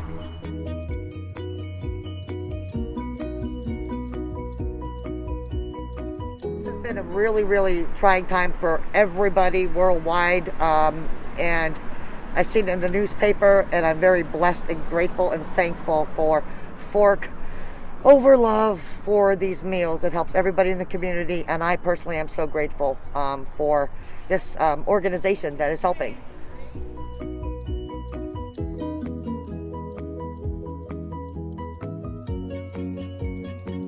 We solicit donations from the community to purchase takeout dinners from local independent restaurants. And then we offer those meals to everyone in the neighborhood for free. Some people pay their dinner forward. Other people enjoy the comfort of being fed like family.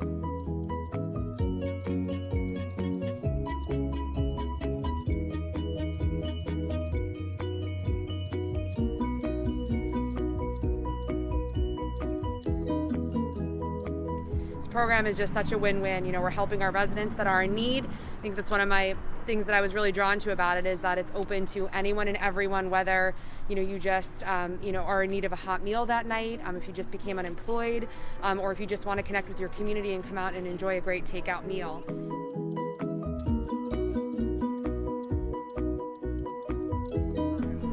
To date, we've been distributing meals for just over a month, and we have invested back into our local restaurant community $25,000. Smoothly. The reception we've gotten in the community has been outstanding, from people that want to volunteer and help in some way and donate. It's just been overwhelming to see the community come together like this. And we have some great upcoming events. We're going to Hazleton in the near future, and we're going to serve some meals down there. We're going over to the west side to the JCC in Kingston. We're going to Plains, so we hope to keep traveling and feeding the community.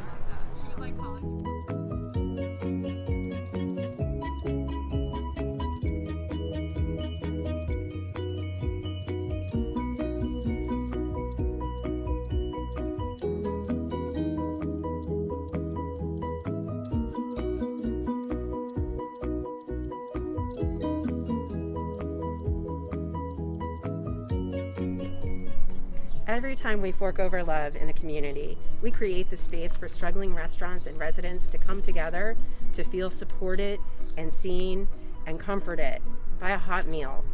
Our work is more important than ever. By keeping the events open to the entire community, we're sending an invitation to create new systems where we can love and care for one another. Please step up to the plate with us. We need you now more than ever. Thank you.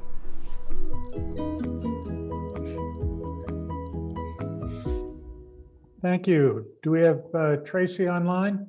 Yes, I'm here. Wonderful. Thank you. We understand this is a new enterprise. Now that we're near the end of April, how long have you been in operation? Just 3 months. We started in January, in the beginning of January. and we are in our 18th week of food distributions. That will be happening tonight. So far, we have been able to reinvest $63,000 back into the restaurant community with our restaurant partners and provide 6,300 meals to the communities that we've served. Do your restaurants change? You mentioned in your description, you talk about 4 initial restaurants, but do you have a variety of restaurants that may alternate participation over these last 3 months? Yes, we do. So right now, we currently have 40 restaurant partners, and we rotate through. We utilize 4 restaurants every week, and we just go through the list with them. Sure. Well, obviously you're taking a sort of an unconventional approach given the normal food insecurity scenario, and that's a good thing. But how are you finding the cost per meal from an organized restaurant scenario like you're using? How is this model? I'm sorry. No, just how is this model working in terms of expense per meal? And so every restaurant gets paid the same amount. We pay them $10 for a takeout meal, and we ask that they provide a hot meal for that amount, and that they provide a protein and a vegetable. For them, they're operating at a profit, which is great because we're able to put that money back into the community. And for us, as far as fundraising goes, it becomes an ask that the community has really responded to. We are 100% donation based, so when we receive that $10 donation, that goes right to purchasing a meal from a restaurant and feeding a neighbor. Do you provide the restaurant with any of the supplies like the containers and whatnot, or is that part of the responsibility of the restaurant? That's part of their responsibility. Okay. And how many days a week are you providing these meals? We provide them 1 day a week. 1 day a week and only Yes. 1 meal? 1 meal, 1 day a week. So we do 400 meals every week, and we rotate through different neighborhoods in order to do that. What criteria do you use to select the recipients of these meals? Our meals are free and open to the entire community. So we are not asking for anyone to prove their level of struggle. And the reason that we do that is because we're in the midst of what the pandemic has done, which is created levels of struggle that are different for everyone. So although our target is meeting the working poor and meeting people who are falling between the cracks, who maybe are unemployed for the first time and are experiencing food insecurity for the first time, we're also trying to serve people who are struggling in different ways. Okay. How do you see the sustainability of this program? Obviously, you've responded to a very immediate need on both sides, given the pandemic. If you take the pandemic away, how does Fork Over Love survive? It survives by creating this unique environment that we're able to create every week in a neighborhood. One thing that we're really doing is meeting people at the beginning of the story of food insecurity and struggle. And we're trying, in the way that we're delivering food and bringing together and bridging the gap between restaurants that are struggling and residents that are struggling, we're trying to say, pay attention. We're trying to say there's someone struggling at all times. And so hopefully when we get out of the car line, that's what we're really looking forward to, we can go into a neighborhood and we can break bread together at a community dinner where everyone is invited to sit at a table and strike up conversation. After that, our hope is that we can still keep restaurants engaged at the level that they're engaged now to continue to feed their neighbors like family. And whether that becomes a community kitchen or whether it becomes rotating community kitchens, the possibilities are really open. All right. What locations in different communities do you use to distribute the meals? You say you're heading down to Hazleton and other areas.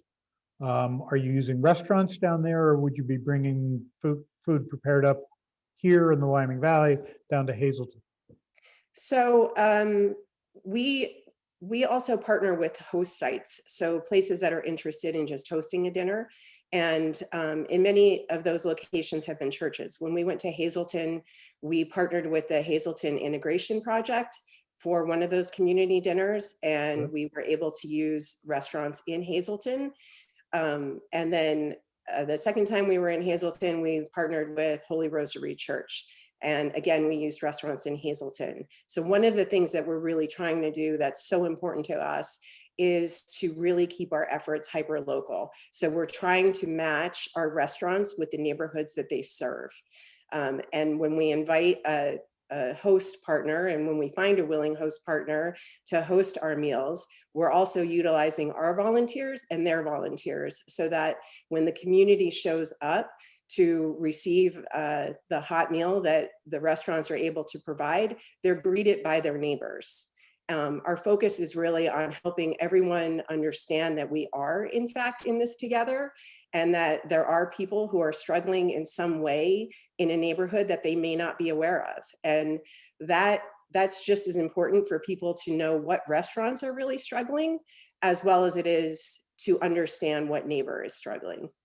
Sounds good. Does anyone pay, for a meal? Might you receive contributions from somebody that may be receiving a meal? Absolutely. Every week we have people who show up and who come out to support us and pay those meals forward. Certainly in some locations, the number of people who are able to do that is less than in other locations, but that is also part of our fundraising strategy and effort, is that we're able to rotate around and fund these dinners in that way. So we do have people just coming out they're coming out to support their favorite restaurant. They're coming out to support their neighbors. They're coming out because they want a meal, because their level of struggle is different from someone who's food insecure. And everybody's welcome. Thank you. Thank you. And you've got a wonderful team of volunteers and board members around you. We wish you the very best of luck. Thank you for what you're doing. And we will be in touch. Thank you so much for your time today. And next we have SAFE. So we would like, with your help, to create a social situation once a month, such as dinner and a movie, bowling, guided art classes, overnight camping trips, things of those nature, to get our adult population and the school-age transition population out into the public, having fun with each other, and creating great memories. Listen to some of the clips from our current SAFE members who are adults and what socialization means to them. For me in socialization, it's been relatively rough during my childhood years, since no one really wanted to talk to me or let alone acknowledge me for who I was. As it coming to an adult, I think socialization is paramount, because with COVID going on, we haven't been able to talk as much as we want to, and having a event that happens about a month or so would definitely help us improve our communication skills, both for children and adults alike. The group does help us because we can communicate with people a lot like us that have similar issues with communicating sometimes. Sometimes I tend to try too hard, I guess you could say. Some people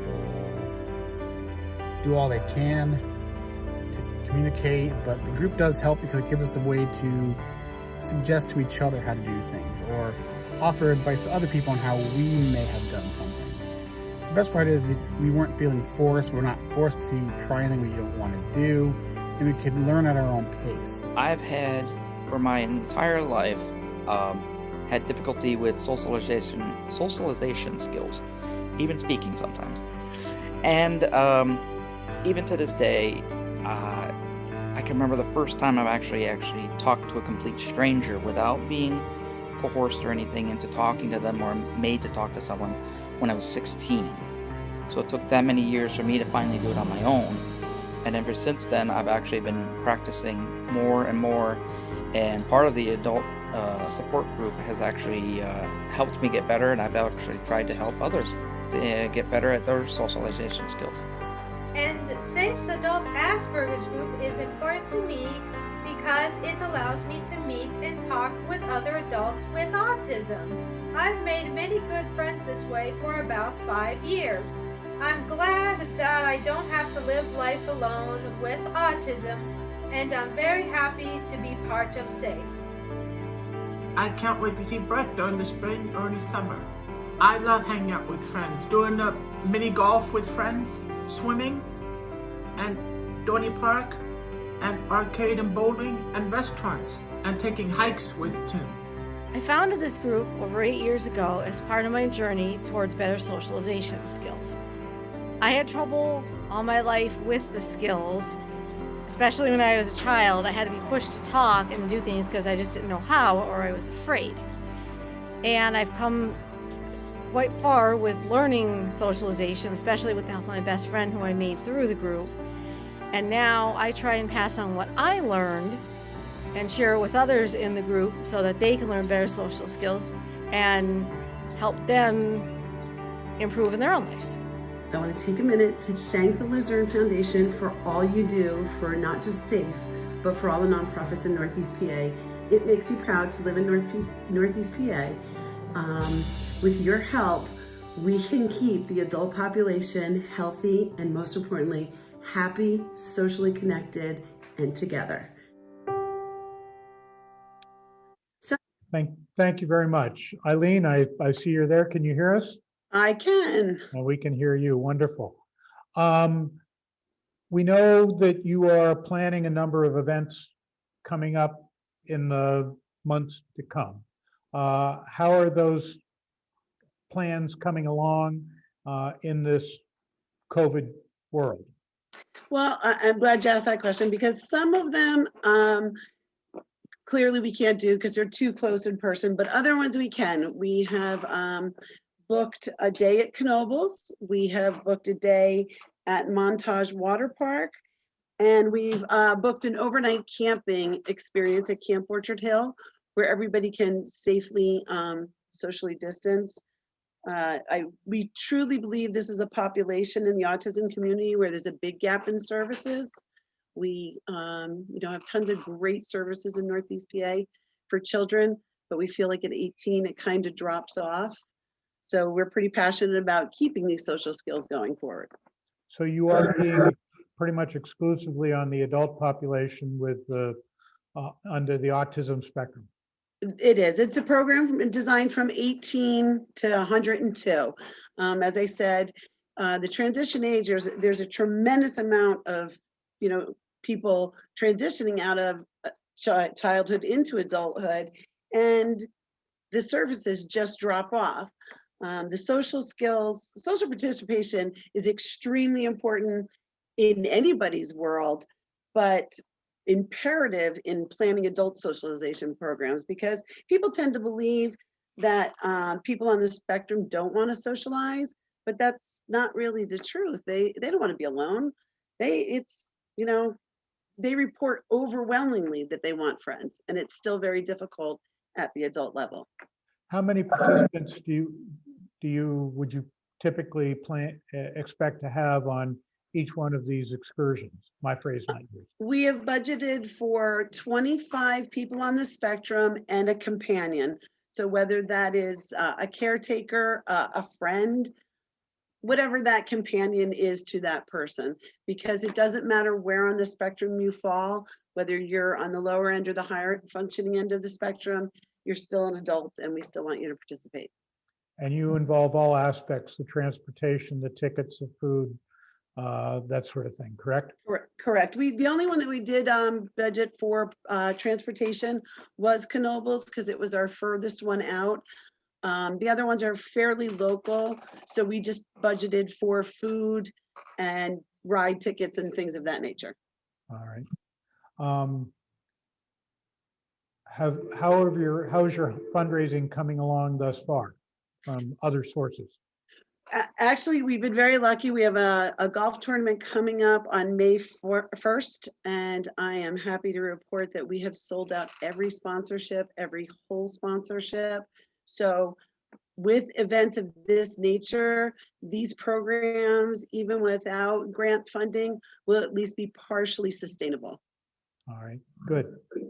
Are there any other questions from the audience? Well, hearing none. Eileen, thank you very much. Thank you for what you're doing for our young adults, or perhaps not so young adults with needs. And we all understand the importance of socialization in this COVID environment. So thank you so very much. You'll be hearing from me. Thank you for having us, and good luck to you, Charles. Thank you. Thank you.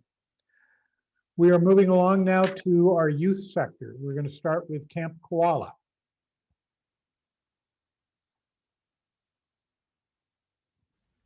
I'm Lisa Liebertraud, the Executive Director and founder of Camp Koala for Grieving Children. When I was a teen, I lost my sisters in a car accident on Mother's Day, and this led me to create Camp Koala. We were founded in 2008 and now operate in 3 locations throughout Pennsylvania. We offer 1-, 2-, and 3-day camps for grieving children, support groups in local hospices, hospitals, and schools, Children's Grief Awareness Day activities in local schools, and have a comfort box program for school counselors and funeral homes.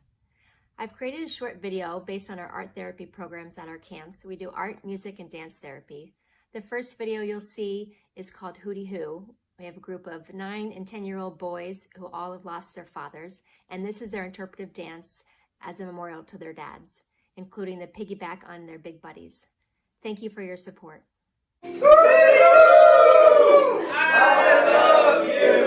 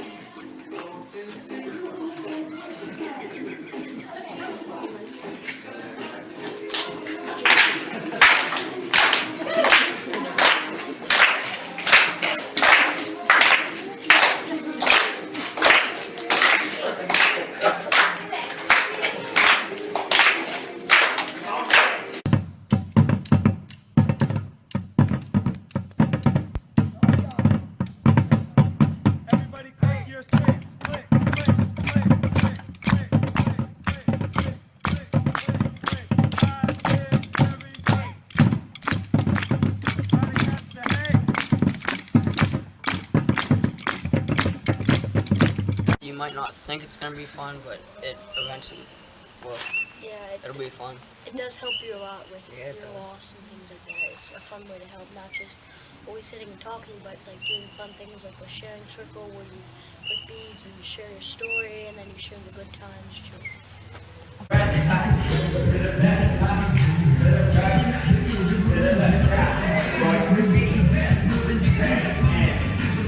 What was your biggest fear about coming to camp? Probably that everyone would have like a different loss than me and they wouldn't understand me, and then that I wouldn't know any of the people and I would get left out, but that's not what happened. Same.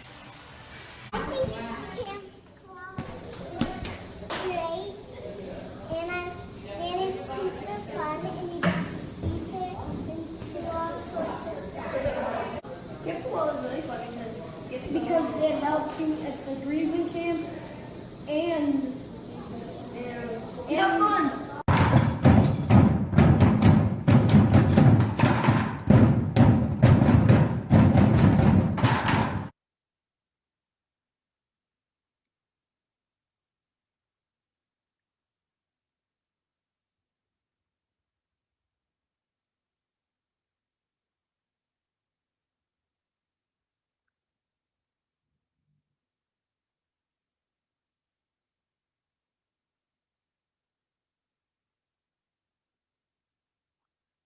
Thank you.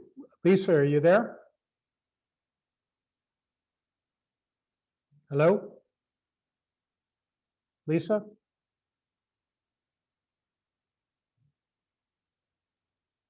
Lisa, can you hear me? You have to unmute yourself, perhaps.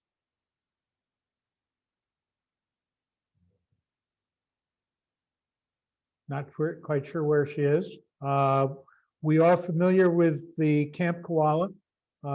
They do these events, quite frankly, throughout the region and throughout the state.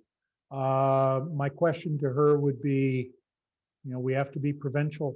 How many kids and participants would be from Luzerne County in these events? What are the events coming up? And obviously, in a COVID environment, how have they adapted or changed the events? I'm sorry she's not able to be here with us today. I'm sure Diane has been trying to get in touch with her, but they certainly provide a very important and worthwhile program and service. And as they mentioned in their write-up, in this COVID environment, we've all lost people that we've dearly loved, and the grieving process may have been altered because you've not been able to be with that individual due to required separation. So it's a different environment, but we wish them the very best. Hope maybe Lisa will give us a call later on, but that's the best we can do. If anybody has any questions that they would like us to ask Lisa at a later time, please let us know. But in respect for time, why don't we carry on to the advocacy for grandparents raising grandchildren. The Advocacy Fund for Grandparents Raising Grandchildren is governed by a board of community volunteers, people who come from various walks of life but have one single focus, and that is to recognize the issue that grandparents are facing and the difficulty that they have in obtaining rights for their grandchildren. And the Advocacy Fund is instrumental in helping them financially in order to gain the custody they need to provide a better life for their grandchildren. I have been working with grandparents for about 15 years.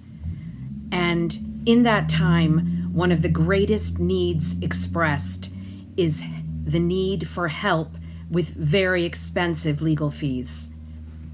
Our Advocacy Fund for Grandparents Raising Grandchildren is satisfying that need. The support group has also been going on for about 15 years. And in that time, on every second Monday of each month, it never fails that a grandparent arrives at the meeting feeling completely overwhelmed, sad, needing to express what's going on. And it never fails that the other grandparents provide tremendous compassion and support. These grandparents teach one another, support one another, and share their experiences. The Advocacy Fund helps grandparents with legal fees and also helps them feel less isolated. They find out about other programs. Grandparents find out about other programs like our support group. Good morning. My name is Natalie Hopprich. I have nothing but good things to say about them. They helped us out tremendously.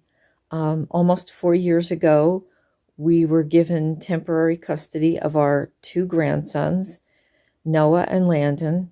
Out of the blue, we were all of a sudden parents again, due to the fact that my daughter and her husband were both addicted to heroin.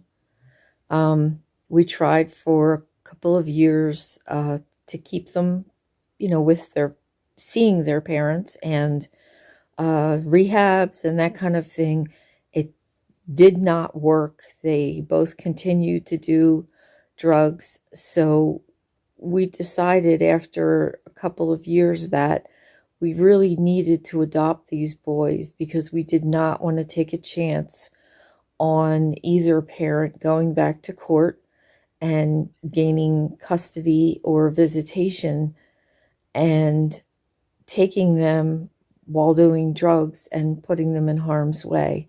And about a year later, the adoption time came up, and the cost was 3 times as much as we thought it was going to be. And we had no idea where the money was going to come from. We had gone through all of our savings. I was told about the advocacy for grandparents raising grandchildren, and we filled out the application. And like angels, they came in and they paid the entire rest of our bill.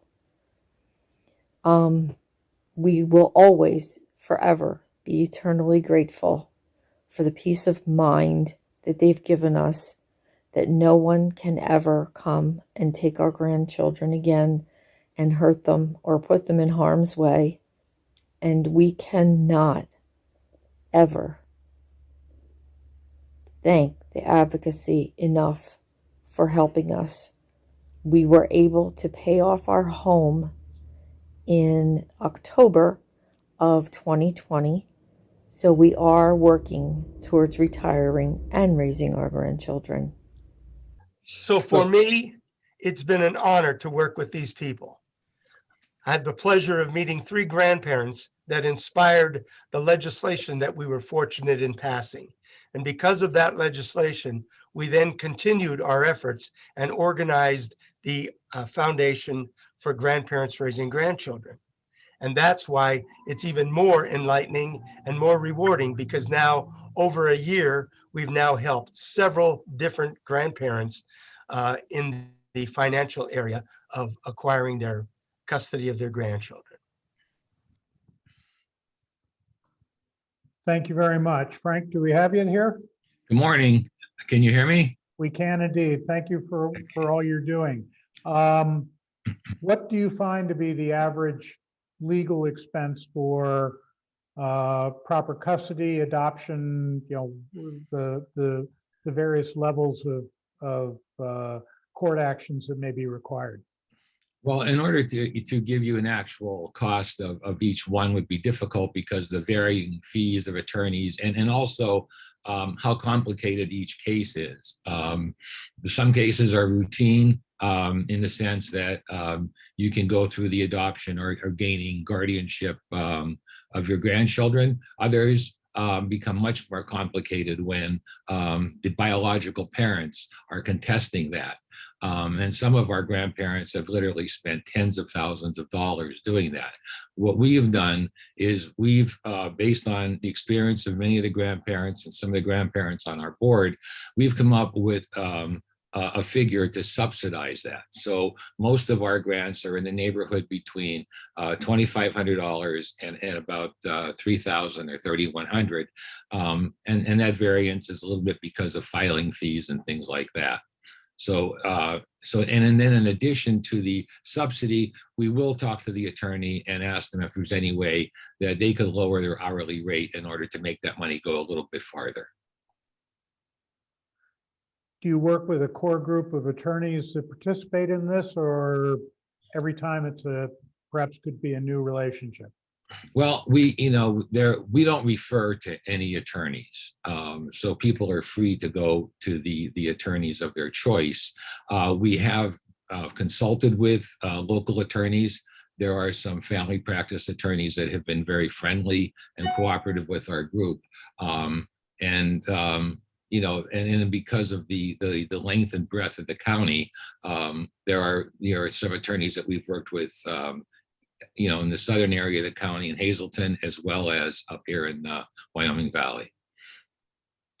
Very good. And so as you say, the monies are almost totally used for subsidies to assist grandparents to provide a safer or more stable environment for their grandchildren. And we applaud your efforts and thank you for your time and the information you provided us today. We're honored to be of assistance, but we are deeply grateful for you and your colleagues for what you're doing to help other grandparents. Thank you. I appreciate your having us this morning. Thank you. Good luck. You'll be in touch. Next, Camp Orchard Hill.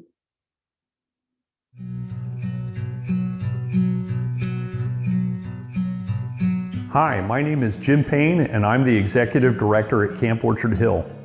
Since 1972, Camp Orchard Hill has offered memorable camp experiences to thousands of people each year. Helping to meet the physical, emotional, relational, and spiritual needs of campers, families, and our community is at the heart of our mission. Our programs throughout the year include Best Week Ever day and overnight camps, family events, school field trips, banquets, birthday parties, Christmas at camp for homeless men, and so much more. And this past year, we opened a new respite care program for special needs families and an education pod to meet the virtual learning needs of school-age children. You know, this pandemic has affected all of us, and children and youth are not exempt from that impact. Numerous studies show that depression, anxiety, fear, worry, social isolation, and domestic violence and suicide rates have all risen dramatically since the start of the pandemic. Now more than ever, kids need camp. Camp provides a place where kids develop independence, friendship skills, environmental awareness, a place to develop empathy and learn to appreciate the differences in others.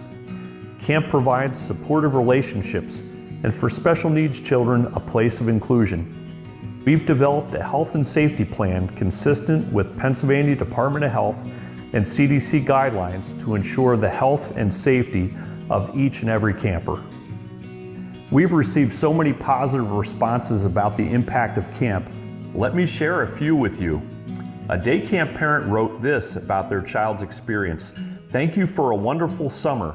Michael was able to have a bit of normalcy, much needed socialization, physical activity, and a boost in mental health. He loves his counselors and friends. Thanks so much for the experience he'll always treasure. An education pod parent shared this with us. Thank you for everything you and the COH staff do. You are always so quick to respond, and your organization is always so accommodating and understanding of these crazy, constantly changing schedules. You are all truly a godsend. My family and I are so grateful for everything you do for us and all the other children and parents who have really needed your support this year. COH has been a calming force through these trying times. And finally, a parent of a camper with special needs wrote, Camp Orchard Hill has absolutely changed my son's life. He began coming home and speaking more about the friends he made and the activities he tried. All of the counselors were so nice and treated him like any other child, regardless of his disabilities. We can't put into words how wonderful COH has been and what an amazing program the entire team puts together in the summer. Even with the pandemic going on, we felt safe sending him. We need your help to provide these life-changing experiences to kids this summer. In 2019, we raised and awarded over $100,000 in financial aid, and we anticipate a similar need or even greater this summer. Many families have been financially impacted by the pandemic, and they simply do not have the resources to send their child to camp. Requests are already pouring into our office for help. Will you help us provide a life-changing experience to a child this summer? Your help can make all the difference in the life of a child. Thank you.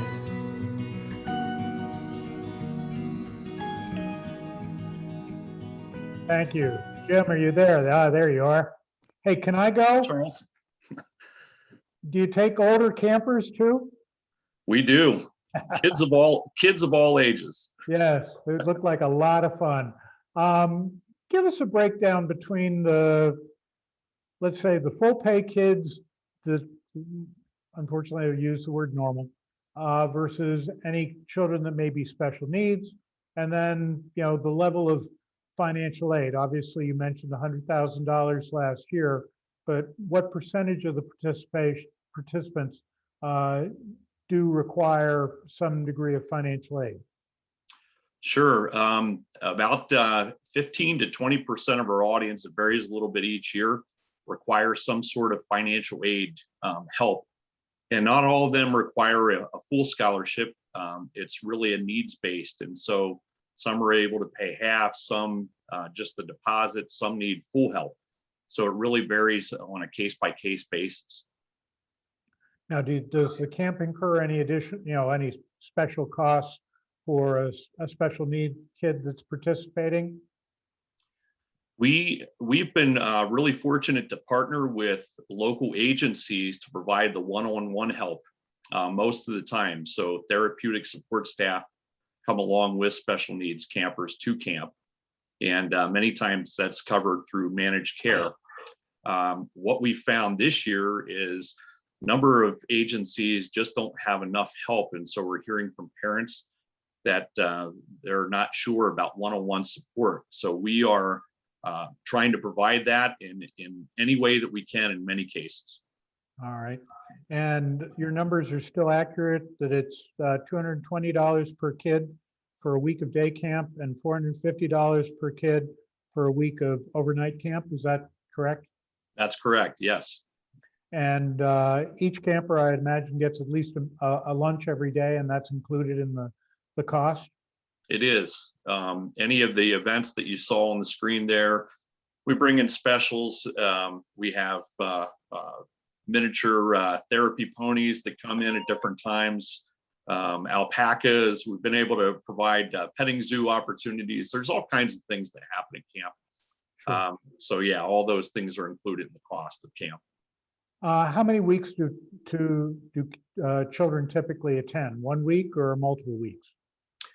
So in our overnight camp program, kids typically attend 1 week. In our day camp program, the average child attends 7 weeks. It's a full summer. A lot of parents use it in lieu of daycare. So it provides that experience for kids and also meets the needs of working moms and dads. Do you partner with any other organizations in terms of referral or, providing a camping experience for individuals like maternal and family health? I'm just throwing out names.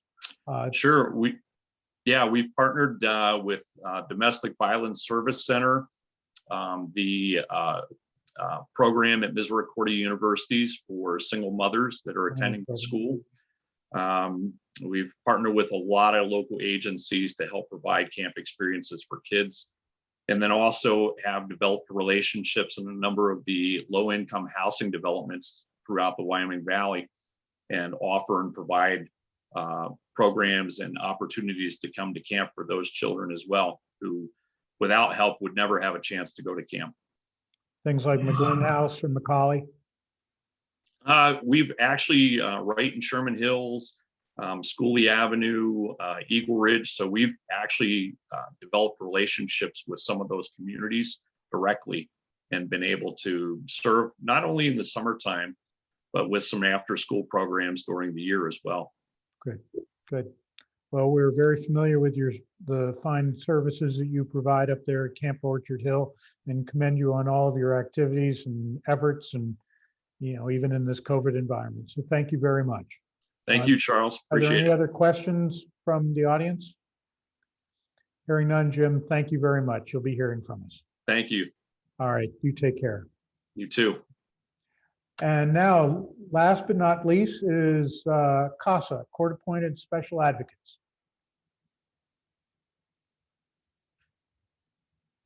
Hi everyone, I'm Brennan Morrell. I'm the program director here at CASA of Luzerne County. CASA recruits, trains, and supports volunteers to advocate for abused and neglected children here in Luzerne County. Currently, there are over 500 children in Luzerne County foster care. Our advocates gather information and to be the child's voice in the courtroom so that the child can achieve safety, stability, security, and have the ability to thrive in a permanent home. Hi, I'm John Ochakevich, the Executive Director for CASA Luzerne County. We appreciate the opportunity to be considered with the Luzerne Foundation for this particular grant opportunity. Besides being the Executive Director, I also serve as an advocate for a 5-year-old girl who's about the same age as the Thank you. granddaughter for my wife and I. And it's given me the opportunity to see firsthand, what we do with regard to being that one consistent, stable, compassionate, caring adult in a child's life. Just to allow that child to spend time and be a child. For example, earlier this month, we went through the McDonald's drive-thru, got an ice cream cone, and played at the park. But beyond that, our role also involves testifying in court. And so, part of my responsibility is to the judge to assess as much information as I can for this child and share that with the judge so the judge can make an informed decision as to the safety and permanency of this child who sadly has been in foster care for almost all of her 5 years. And, part of our challenge at CASA is to recruit more volunteer advocates so we can serve more children, because when a judge appoints an advocate, it's to one case and one child or sibling group. Currently, we're serving 15% of the children in Luzerne County that are in foster care. With regard to those numbers, there's over 500 children in foster care, and we're serving about 75. So the funding allows us to recruit more advocates, to train more advocates, and provide support for those advocates. Because of that special one-to-one relationship that they have, we need more advocates to serve more children. It's that simple, but it's also that challenging. So thank you for the opportunity to support our program. My name is Sarah Muley, and I am the program coordinator at CASA of Luzerne County. By the time we meet the majority of the children we serve, they've already experienced more trauma in their young lives than many of us ever will. Not only have they had to endure the situations that brought them to the child welfare system, the majority of our kids have been removed from their homes. Studies show that the mere act of removal is traumatic in and of itself. Those same studies also show that having one caring, compassionate, trusted adult in the life of a child can help lessen the effects of that trauma. Oftentimes, that person is a CASA, court-appointed special advocate, a volunteer from our community who has risen up to meet a great need in a very vulnerable segment of our community. We thank you for taking the time to listen to our video and to learn more about our organization. Thank you for your support. Thank you very much. And John, where are you? Right here, Charles. Okay. I can't see on my screen, but thank you. You all do a wonderful job and a very important job. Tell us about the training program that each of the advocates need to go through before they're even allowed to interact with one of the children. First of all, we follow a curriculum designed by the National CASA organization in Seattle, Washington, which all local programs are required to undertake. And it's a 30-hour program with an additional 4 to 6 hours of courtroom observation that our advocates follow. So it's rather intense. We do it over a 9-week period, usually 3 hours or so each week. And we do 2 trainings each year, one in the spring and one in the fall. And then once an advocate is sworn in, the expectation is that they will undergo 12 hours of annual updates in their training. So it's a rather intense and it's a rather important commitment that they make. And so we try to ensure that not only do we follow the curriculum for the National CASA training, we also introduce local agency providers, Children's Service Center, Maternal Family Health Services, Victims Resource Center, to address such issues as substance abuse and domestic violence and mental health / trauma. So we touch on a variety of those topics relevant to the child welfare system. Okay. What is your primary referral source? Is it children and youth? It comes through a variety of sources. It can be anybody who has contact with the child. It could be the judge. It could be a guardian ad litem or attorney appointed for the child. It can be children and youth. It could be the trauma counselor, someone from the school, a physician. Essentially anybody who has contact with a child can make a referral to us or a recommendation to the court for the appointment of a volunteer advocate. How long does the advocate typically stay with the child, if there is such a thing? Yeah, I mean, it really varies, Charles. We used to have advocates who've been with a case 1 year, and we have advocates been with a case for more than 3. But I'd say typically the experience is about 2 years, but we are appointed to the case. and we are expected to remain with that child, with that case, until it's closed, meaning that the judge determines that there's been a safe permanency plan in place for that child. Okay. How many staff do you have, yourself and others? So I'm the executive director. We have Sarah, who's the program coordinator, who does primarily our social media and marketing. We also have Brennan, who is the program director, and she is supervising 2 advocate coordinators. We're in the process of hiring our second advocate coordinator. So we'll be expanding to 5 full-time staff, and we are currently looking for a part-time administrative assistant. Okay. You said that currently there are 40 some odd children that you are providing services to, but I know that that's probably just the tip of the iceberg. What is how many would be eligible, or is there a pipeline for you? Well, currently we have 47 advocates appointed to cases, and there are serving 76 children. We, I believe, have 6 children waiting to have an advocate appointed to them. In our spring training class, we have 12 advocates who will complete training in 3 more weeks. So we'll be able to increase our number of advocates to nearly 60. And since it's generally 1 advocate for 1 child, we anticipate at least 85 to 90 children will have an advocate. I think what I'd like to point out that was interesting in terms of our growth, when I became the executive director 4.5 years ago, we were serving 25 children. And at that time, there were approximately 400 children in foster care. So about 6% of the foster care population. Fast forward to today, there are slightly over 500 Luzerne County children in foster care.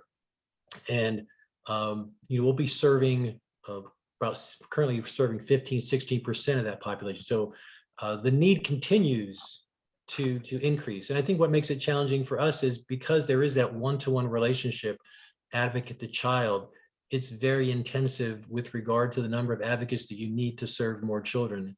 And it's been, obviously it's been a challenge during the pandemic. We had to skip a training class last spring because that's when COVID hit. We only had 9 in the fall training class, but now we have 12 in the spring. So we're confident that as things loosen up, as people feel more safe, that we'll be able to increase the number of volunteer advocates and serve Very more good. children. Excellent. Well, thank you very much, the video and your comments now. And thank you so much for what you're doing for the children across our community. It's a wonderful service. So we'll be in touch with you, of course, but thank you again. Well, Charles, let me say, you've always been a friend of CASA. Luzerne Foundation's been a generous supporter of CASA. So I just want to wish you well in your retirement and good health to you. Thank you very much. Thank you very much. Well, ladies and gentlemen, that concludes today's session and the second session of the Luzerne Foundation's Nonprofit Forum. We hope you found this to be both informative and educational. I would like to once again thank Diane Dutko for all of her efforts to coordinate this variety of cats that needed to be drawn together, and Doug Martin here for the technical aspects and keeping us coordinated and well informed on the video and slides. At this point, we would ask that the Luzerne Foundation's Grants Distribution Committee, if you should have received an email with a second Zoom so that we can convene right now to discuss and deliberate, which means everybody else is released to go back to your normal life and hard work that I know you're all doing. And once again, we thank you so much for your time and effort and commitment to our community.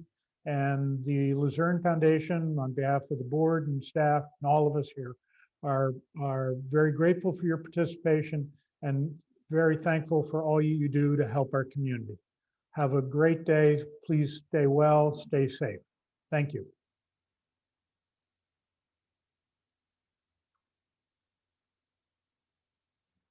Did I say that right?